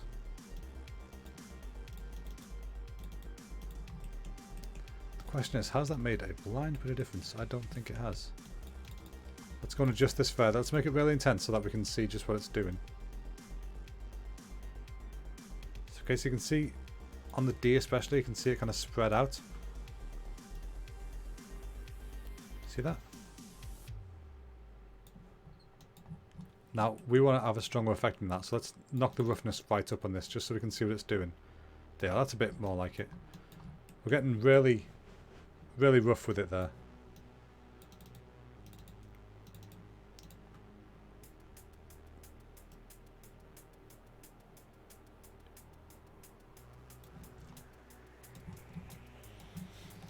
Okay, it looks a bit better.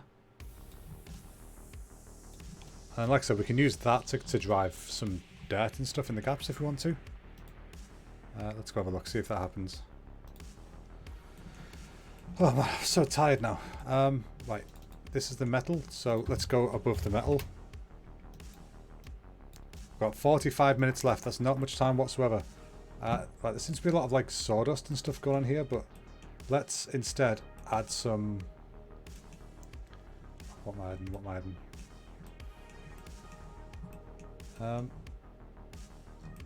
It's just like generic ink, isn't it? So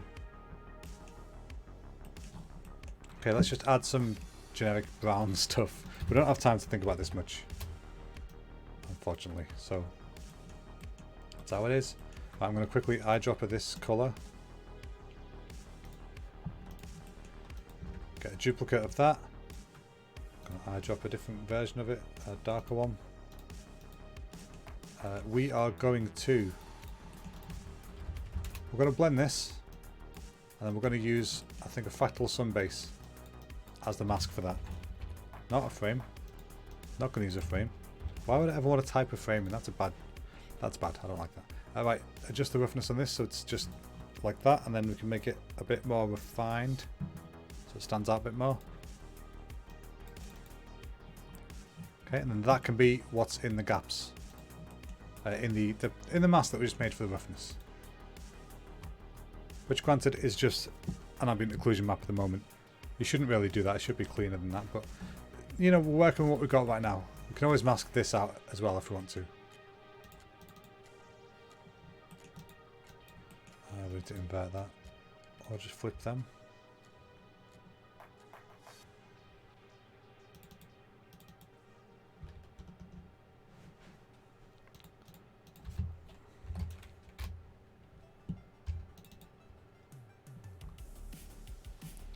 The problem is we're getting an effect on the wood which we don't want. So we can actually grab the wood from this mask and just take it out of this mask. So if we get this,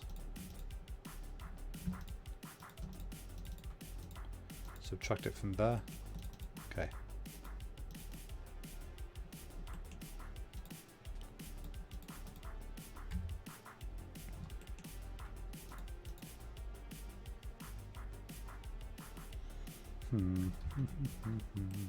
Okay, I don't want to subtract it because it then gets inverted and that has the wrong effect. So we want to add it. Yeah. And there we go. Now we're getting the effect that we want. We got there eventually, folks. Alright, so let's just put that there. See, so we're getting that kind of, that look. Now, like I said before, whatever's dirt is on there is not metal. So that would be masked out of the metallic part. So let's go try and do that. See if that works. We've got a pre-done mask now, haven't we? So this result here is what we can use for that. Let's just grab that a second. Okay, the metal, this metallic is over here. Now the white one is just the metal, so we want to work onto that. So that'll be where it's metal. Now, like I said before, you want to be careful with this, but we're going to just try it now.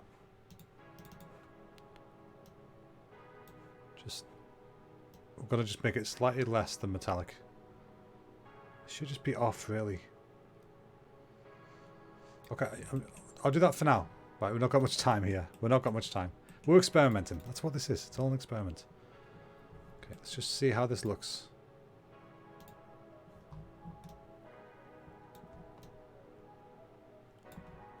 Okay, so the sort of sawdusty dirt isn't metal, so it needs to be reduced, but it's not fully off.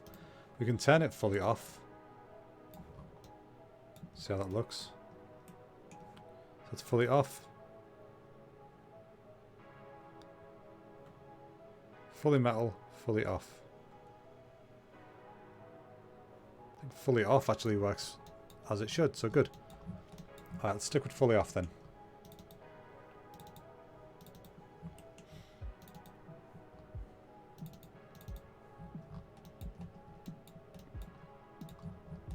This is obviously rough and really quite inaccurate, but this is what we're doing for now. So that's how it is. Alright, so now we've got that, and then we can... What can we do now?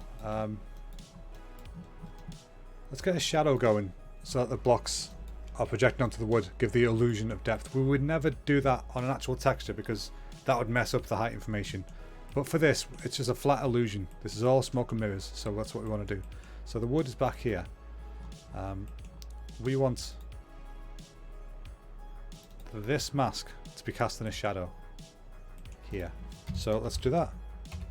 Blend, plug you into there, grab you and put you, wait actually, shadow, put you in there. Let's have you cast and we want the light, yeah, is that right?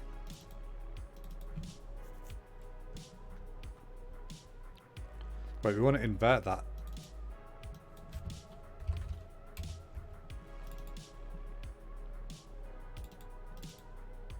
Yeah, that's better. Okay, let's use that as the mask for here. Let's give it a uniform colour of... actually, no, let's use HSL. An HSL node is the one that you can use for hue, saturation, and lightness. And then if we just darken that, it'll keep the colours below it. Slightly desaturate it as well.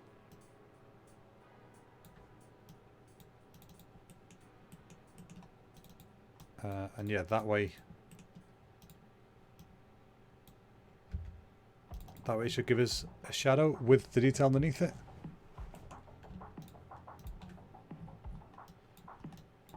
And that should just help them pop a bit as like a more real thing. If that makes sense. So these are quite rough in general. We need to give it an overall roughness pass on the metals.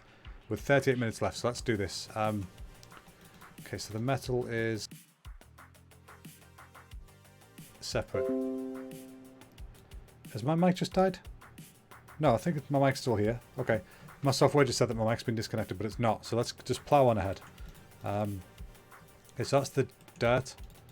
This is the wood.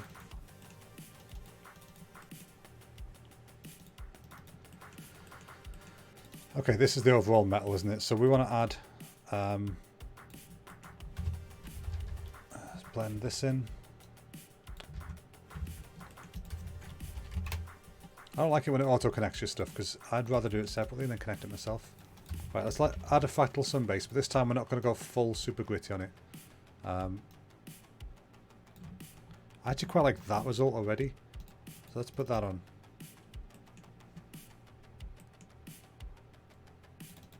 Set this to multiply. Sorry, screen overlay. Yeah. See, that just gives it that difference. Let's see how this looks on the actual metal itself. It's a bit better. It's not perfect, but it's a bit better. So now we can adjust the min level.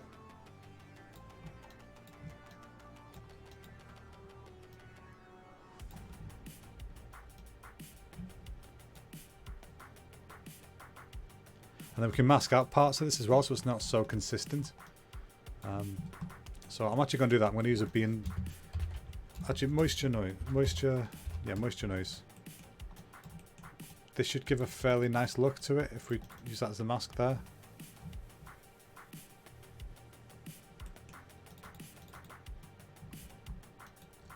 And that should break it up a little bit.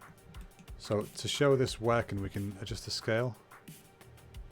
See sort of patches appear and disappear. That seems to be working pretty well. So keep that in there for now, and then we can go and adjust the what we're going to adjust next. The wood. Let's give the wood some height information, shall we? Just a little bit. I just want it to look like it's an old, like, gnarly piece of wood desk. We're getting a bit carried away here, but let's just do it. Because so far, I'm happy enough to call this basically done. It's obviously not perfect, but we don't have much time, and it's something. Now let's go and get our height information from the wood, which I created up here. Let's very quickly blend that into the back of this. So the back is oh wait, the back was just a black, wasn't it? It was the background of this. So we can plug it in here as a background image, maybe. Actually, no, we can use the mask. Yeah, use the mask that we made. I am so all over the shop tonight. I apologise, folks, if you've been listening to this and you're thinking, what is he waffling? Well, I'm waffling a lot of things right now. So let's quickly get this.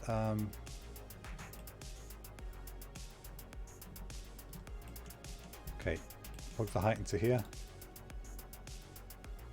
For the background, plug this result into here for the mask. Yes, that's what we want. And then I'm going to use, excuse me, going to use the mask I made up here and set that there. There you go. And now we can adjust this. I should use levels, but I'm just going to use that for now. And now if we look, this should theoretically give us a cheeky little bit of wood grain in the background. It's obviously super strong. We're going to keep reducing it.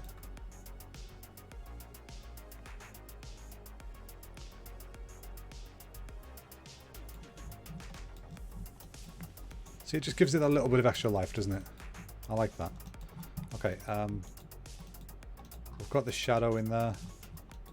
Do we make the shadow a bit stronger? That's the question.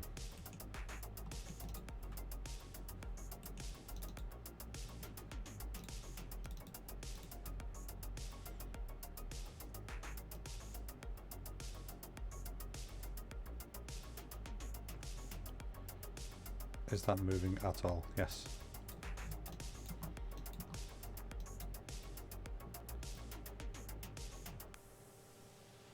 Okay, so I'm trying to match the shadow to roughly the height of the things, so it gives the illusion that it is their actual shadow. That looks okay, I think. So now what we can do is, yeah, I quite like that. Now where we've got that roughness, let's try and use that as some random bits of noise as well for the height information, because I like to add some variance to it. So we can do that by same thing we did here. We're going to use the same mask as well, actually. So I'm just going to duplicate this. Feed this into the bottom, and then I'm going to get the noise mask we made for the metal here. Yeah, this one. So I'm actually going to copy this.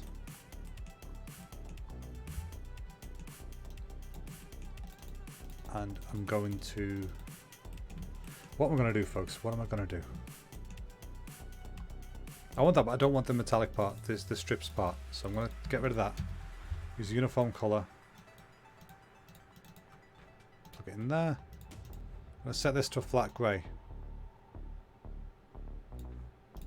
So that we've just got the speckly bits that I liked, and it's also masked out the way it was before. And then now I should be able to use that. I'm going to invert this mask. I know I could have just... Actually, yeah, let's do it the other way. Swap these two. So now that mask now only affects that part. Now we just want to min darken, just to cut out some parts. I'm going to use the levels to adjust this because it's way stronger than the actual typeset.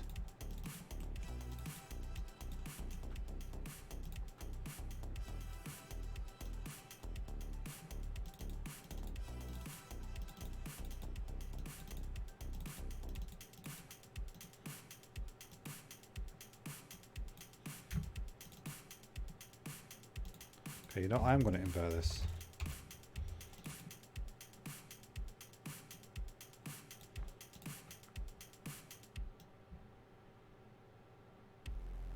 Okay, now we're starting to get somewhere.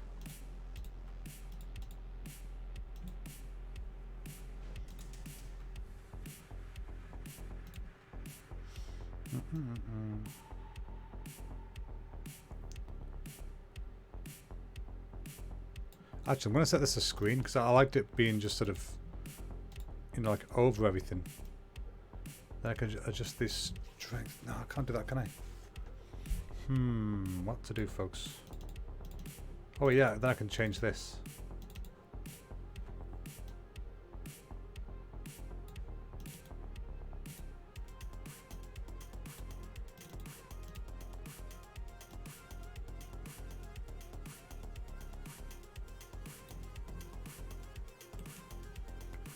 And I'm just curious to see what this does. Let's have a look.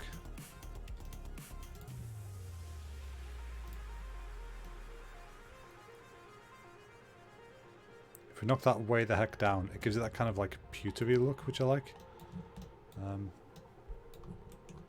Which looks kind of cool actually. But we don't want it to be so extreme, so uniform, which is why we had this extra map on top of it before. But it's not working too well right now. So what I can do instead, I can probably multiply it on this. Yeah, let's try that. Instead of using this, I'm going to use this. Put that there. Get that. Multiply that on top.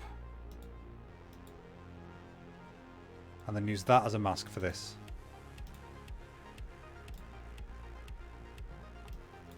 There you go. That gives us a bit more. That works a bit better. I'm happier with that.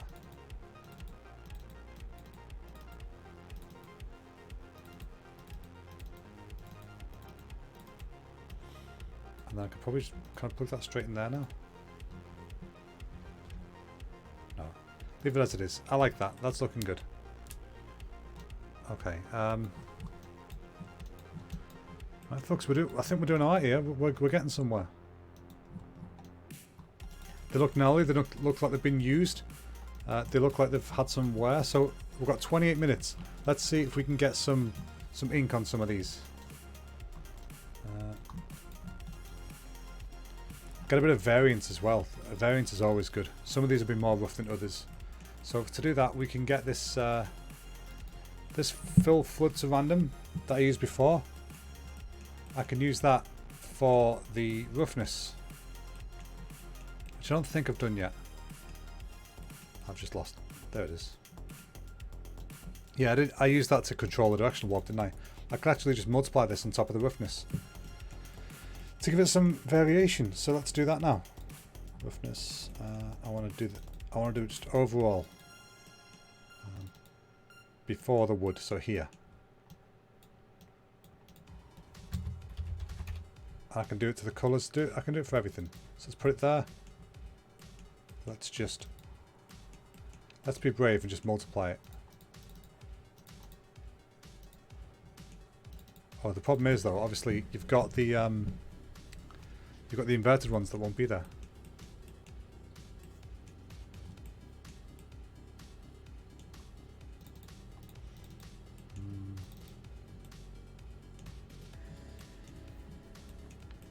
Okay, that's a slight issue, but we can get through this. We're fine. Okay, actually, I could probably make a flood fill of this. Let me see. Will that work? It's pretty fine. It might not work, but let's do it. Let's see what happens. Yes, okay, that does work. So we can do the same thing then. Flip filter random, grayscale. And that does the same, exactly the same thing that we want, except more precise, to be honest. So that's good. Let's do that. So then now, each one of these has got a little bit of variation to it.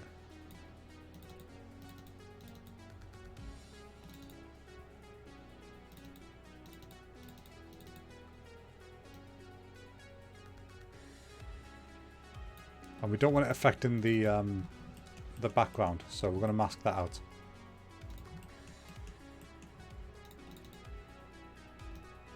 There we go. Yeah, see, so now if I just adjust that just a little bit, just not much, if you do too much it'll look weird. Just a little bit will make some of these look more used than others. So if you look at this, at the moment they're all exactly the same roughness, they're all been used exactly the same amount of time. Just do that. Now some of them are a little rougher, some of them are a little less rough. And it just adds that little bit of something to it. If we crank this right up, you'll see how extreme it can get. Some of them are brand spanking new. We don't want that. We want just some of them to be a bit rougher.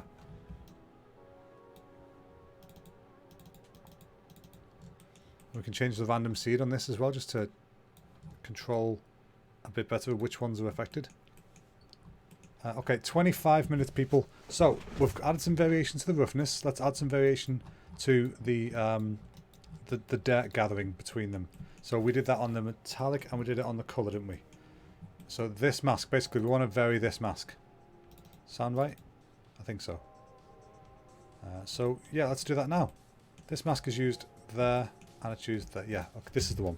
So same thing, exactly the same thing. We're going to get this. In fact, am I going to use the same Magoo that I just used? Where is it? This. Let's use this. So instead of having the roughness in there, we'll have this mask plugged in there.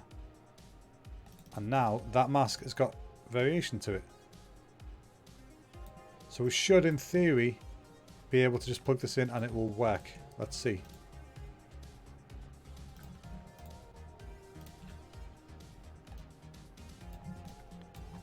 See, so some of them now have got a little less dirt than the rest of them. If I crank this all the way up, this V should disappear, I think. Yeah.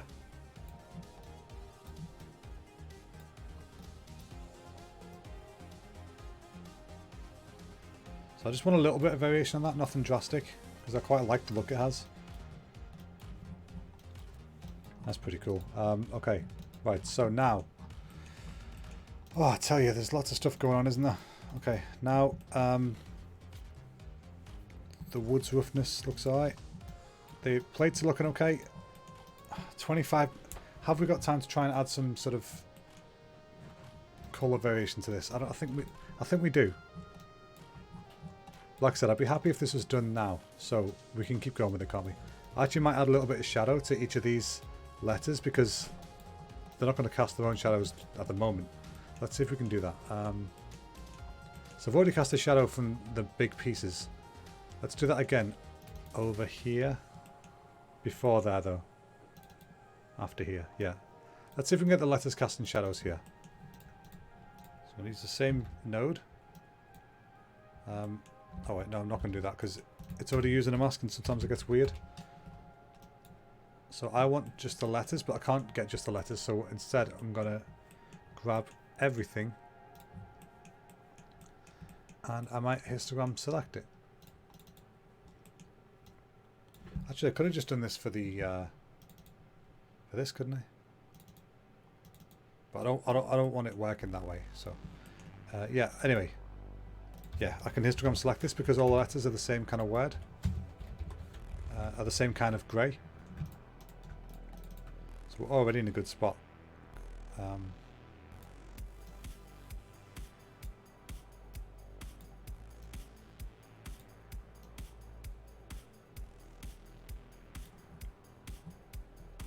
Okay, that's the letters. Let's plug that in. Hawthorne finished. How's it going? What's that? Pasta. Copy this. Pasta. Copy pasta. I get it. It's going well, thank you. I think we're almost there. Just doing the letters now. I think I'm kind of happy with where they are. I just want to add some more bits before we run out of time. So I'm trying to add some shadows to the letters because we're trying to fake some height information. I just think I need to invert it. Oh no, I'll just make it stronger with a histogram scan. Histogram scan. I feel like I need another coffee. I'm a sleepy boy. Right, so histogram scan. Let's really push this so it's solid white.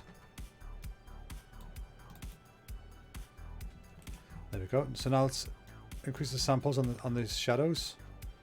Keep the light angle the same as the other one so that they match up, otherwise it'll look weird. Yeah, okay, so. Now this shadow length will be determined by how tall the object is. And they're not that tall, so I think that would probably be about right. So anyway, let's just add this in. So I'm going to do the same thing as before, HSL node. I'm going to use the same one actually, because I liked the adjustment it had. And then use this as the mask. So we want to invert the mask. I think.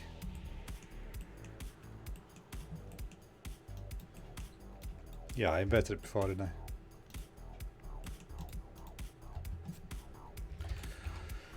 Oh, okay. There, that's a bit of a shadow. Actually, I'm going to make that darker.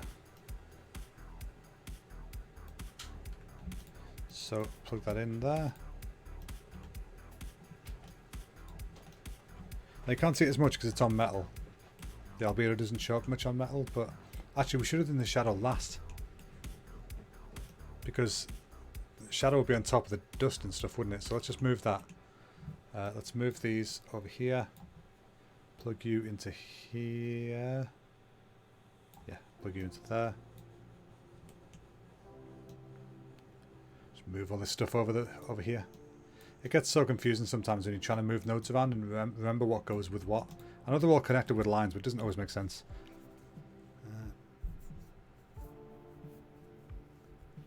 Didn't have sound for a minute. Did you answer? Sound was. Oh, is it a hint? I'll happily take a coffee if that's what you're asking. I enjoy coffee. Coffee's great. Coffee's great. I love milk. I used to love that advert in the 90s with Paul Townsend. Paul Townsend? Peter? I forget his name. The guy from Harry Enfield. He was great. Right, so the shadow's in here. Let's make it a bit stronger. Just so we can see an effect on it.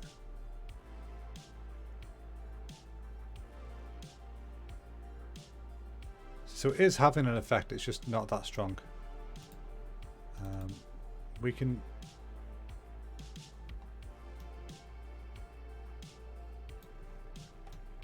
Yeah, I think that's looking pretty cool, I think.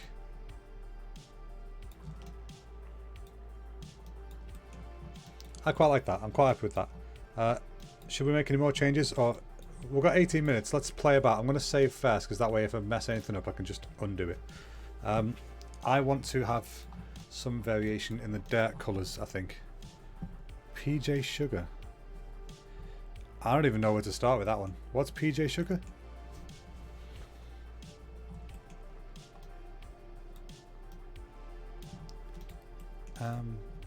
Right. So where's the dirt? The dirt's here. So I'm gonna put some variation in the mask for this as well. You know, like we did. I mean, well, what am I saying? Oh, sugar. Yes, please. So this that we use to change how much dirt is being used on this mask, we're going to do the same thing to change the colours of it. Give it some variation. So what I'm going to do is I'm going to get this one. I'm going to use a blend node. I'm going to use... What am I going to use? Flood filter random color, I think. So we used a flood fill node for this, didn't we? To generate that. Yeah, so I'm going to use flood filter random color instead of random grayscale. That'll give me this, and then I can give this... I can use this to tweak it, maybe? I don't know, my brain's going a million miles an hour here. It's weird, it's going a million miles an hour in like first gear though, so it's like it's too... I don't know. Do you ever have that? I don't even know what that is, so how could you... Okay, so anyway, we've got this.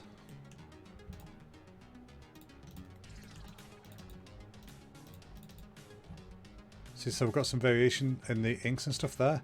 So we could probably use that and then combine that with this. So some of them are there, some of them are not, because some of it's just not come through, which is good. And then let's just see how that looks. See, so it's got different colours on it from different inks and things. It's kind of funky, actually.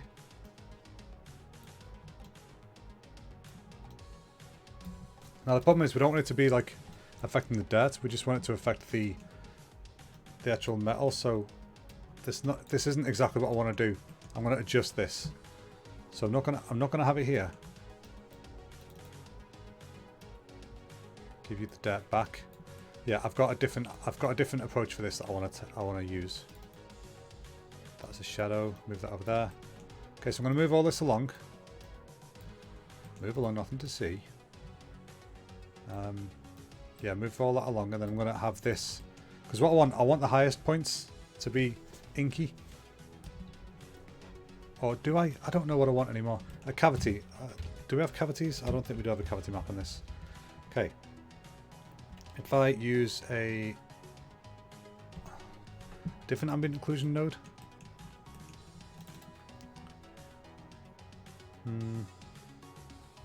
I can invert my ambient occlusion node. But that'll give me what I've already got. I don't want that. Okay, instead, alright. I'm waffling. Let's just get a mask. I like the result from this, I just don't like how much it affects the dirt and stuff, so let's adjust it.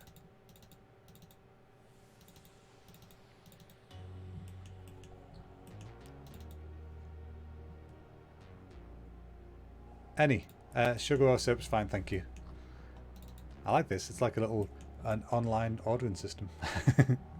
Okay.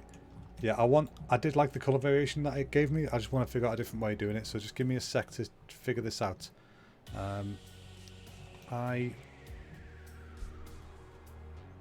want to change the colours of some of them, but not all of them. So yeah, I do want this result. I just want to mask some of them out. Okay. We're getting somewhere. Hang on a second.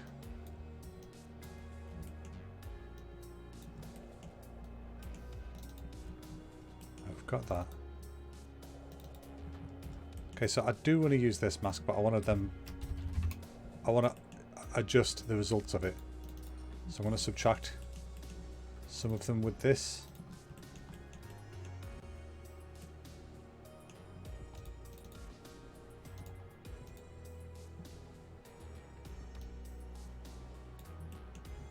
And use that as the mask.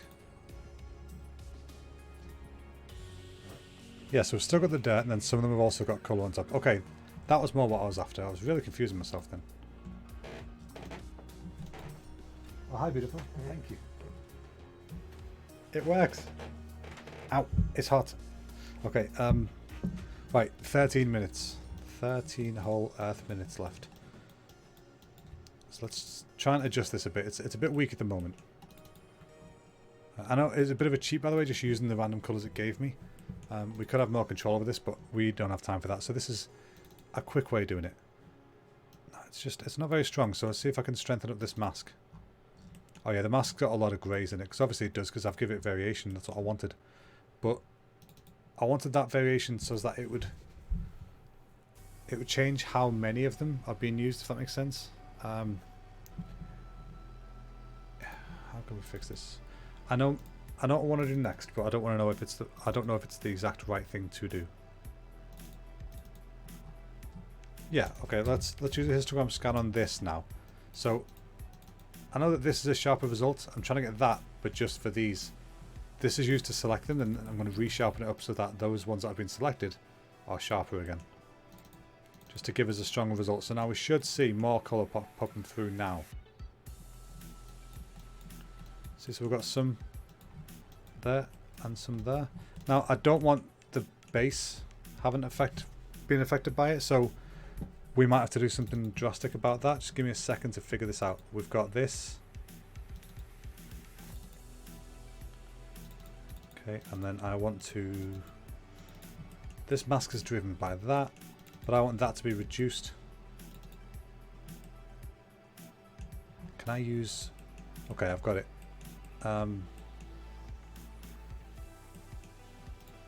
Yeah, I've got it. I need to use a new flood fill node for this.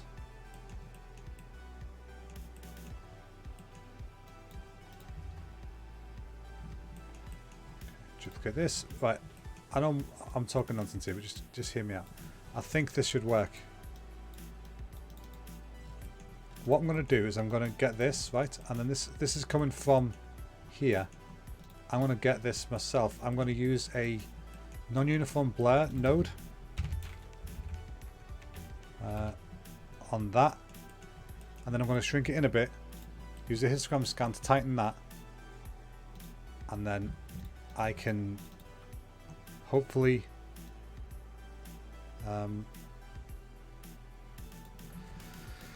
what I'm saying, hopefully I can then use that to mask out the corners. Actually, an edge detect might do that for me.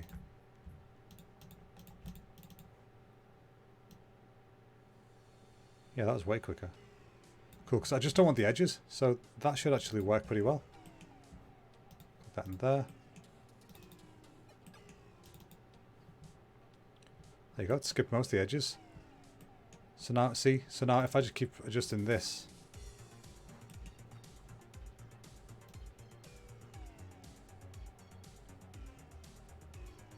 Just gotta be careful, it's very specific. 1.5, 2, I see 2 is too much, so 1.8. Getting there, 1.7. 1.6, 1.5, wait, that's 1.2, 5.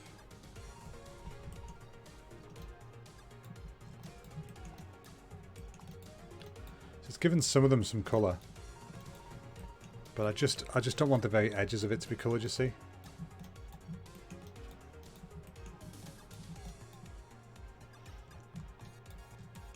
We're getting there. We're definitely getting there. I don't like how much of how much is affecting this.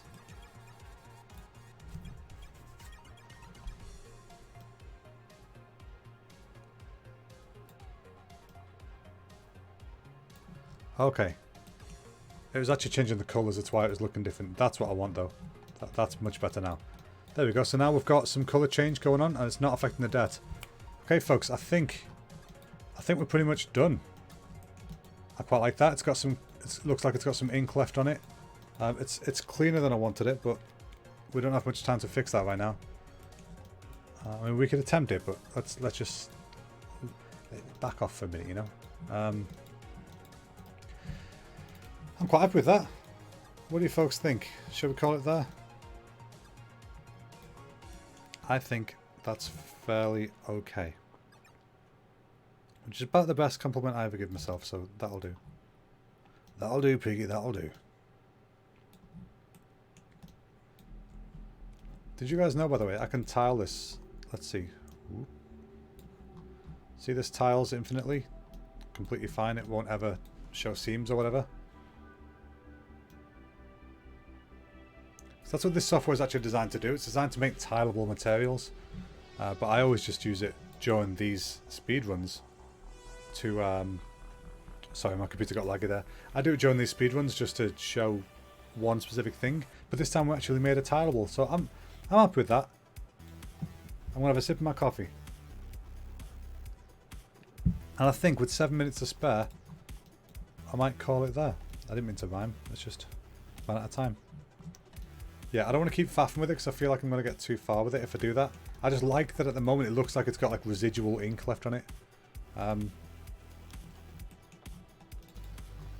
Maybe... I know what I just said, but let's just give me a second. Maybe...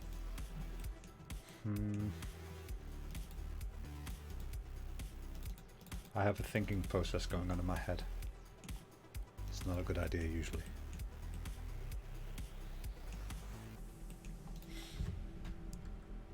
What if I... Is there a drip thing in this?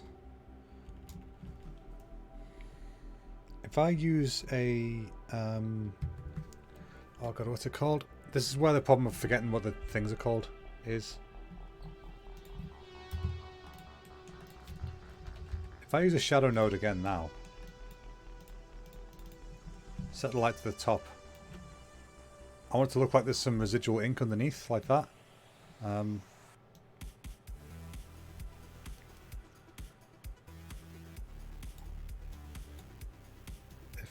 Would that work, do you reckon? I'm going to quickly try this. So we've got this. I want to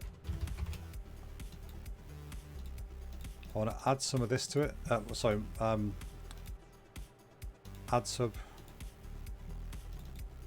No, what am I trying to do?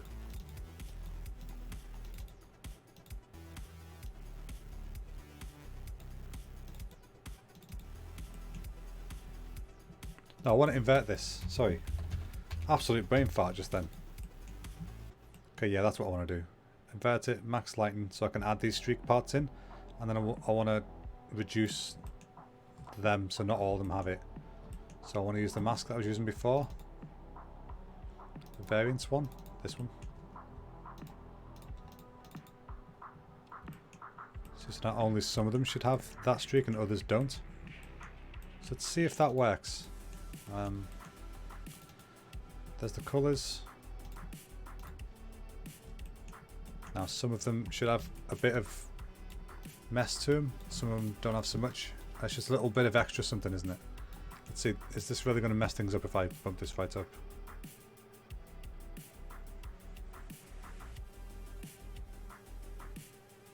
I don't want to go too crazy with it. I'm looking at this purple one as reference, you see. I'm going to sharpen it as well because it's a bit weak right now.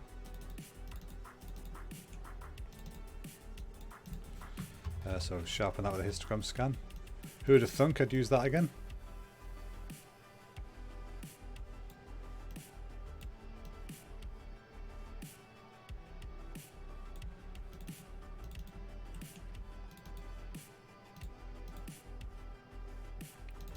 It's probably a bit extreme now.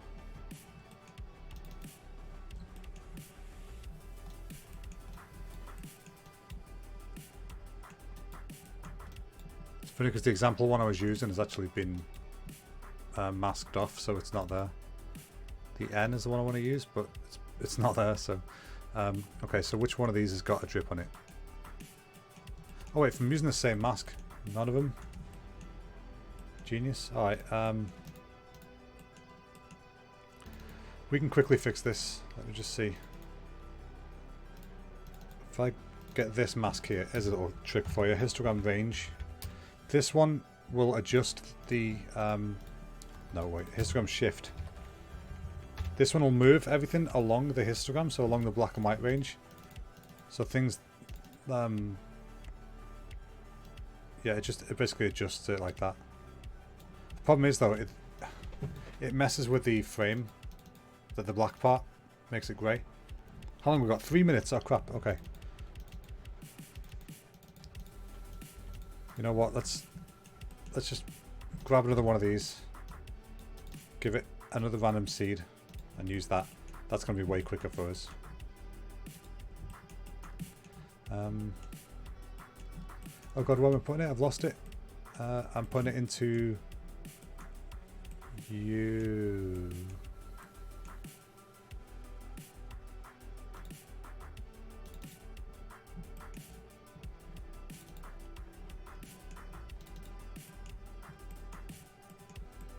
Okay, so the R.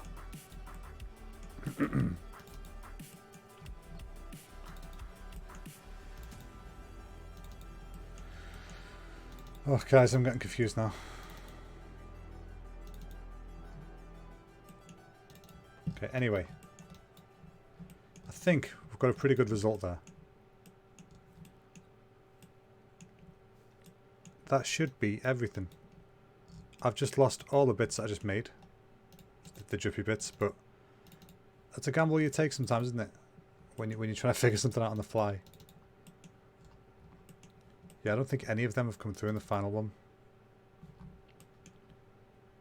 Actually, the M might have a little bit. No, it's quite weak. But yeah, what do you guys think? Let's call that one done. Oh, God. My process is not liking this. It's doing something it doesn't like. So sorry if I start getting skippy. But yes, that's us done for the day, I think, folks. So we have done print. What do you think? Do you like it? I hope you like it. So, going to go to just chatting now with a minute left. And we are going to tick off the bad boy known as number 7, print. There we go. And breathe. Another 2-hour challenge down. Another one sorted. Another one, as they so rightly say, bites the dust. So thanks a lot for watching tonight, folks. I hope you've had a good time. I'll be back on tomorrow night where we will be looking at layered. Ooh, layers. Onion boy, layers. I'm not sure what I'm going to do for layered yet. I've got zero clue. So let's see what happens tomorrow. So thanks a lot for watching, folks. I hope you all have a great night. And I'll see you all tomorrow. Bye-bye now.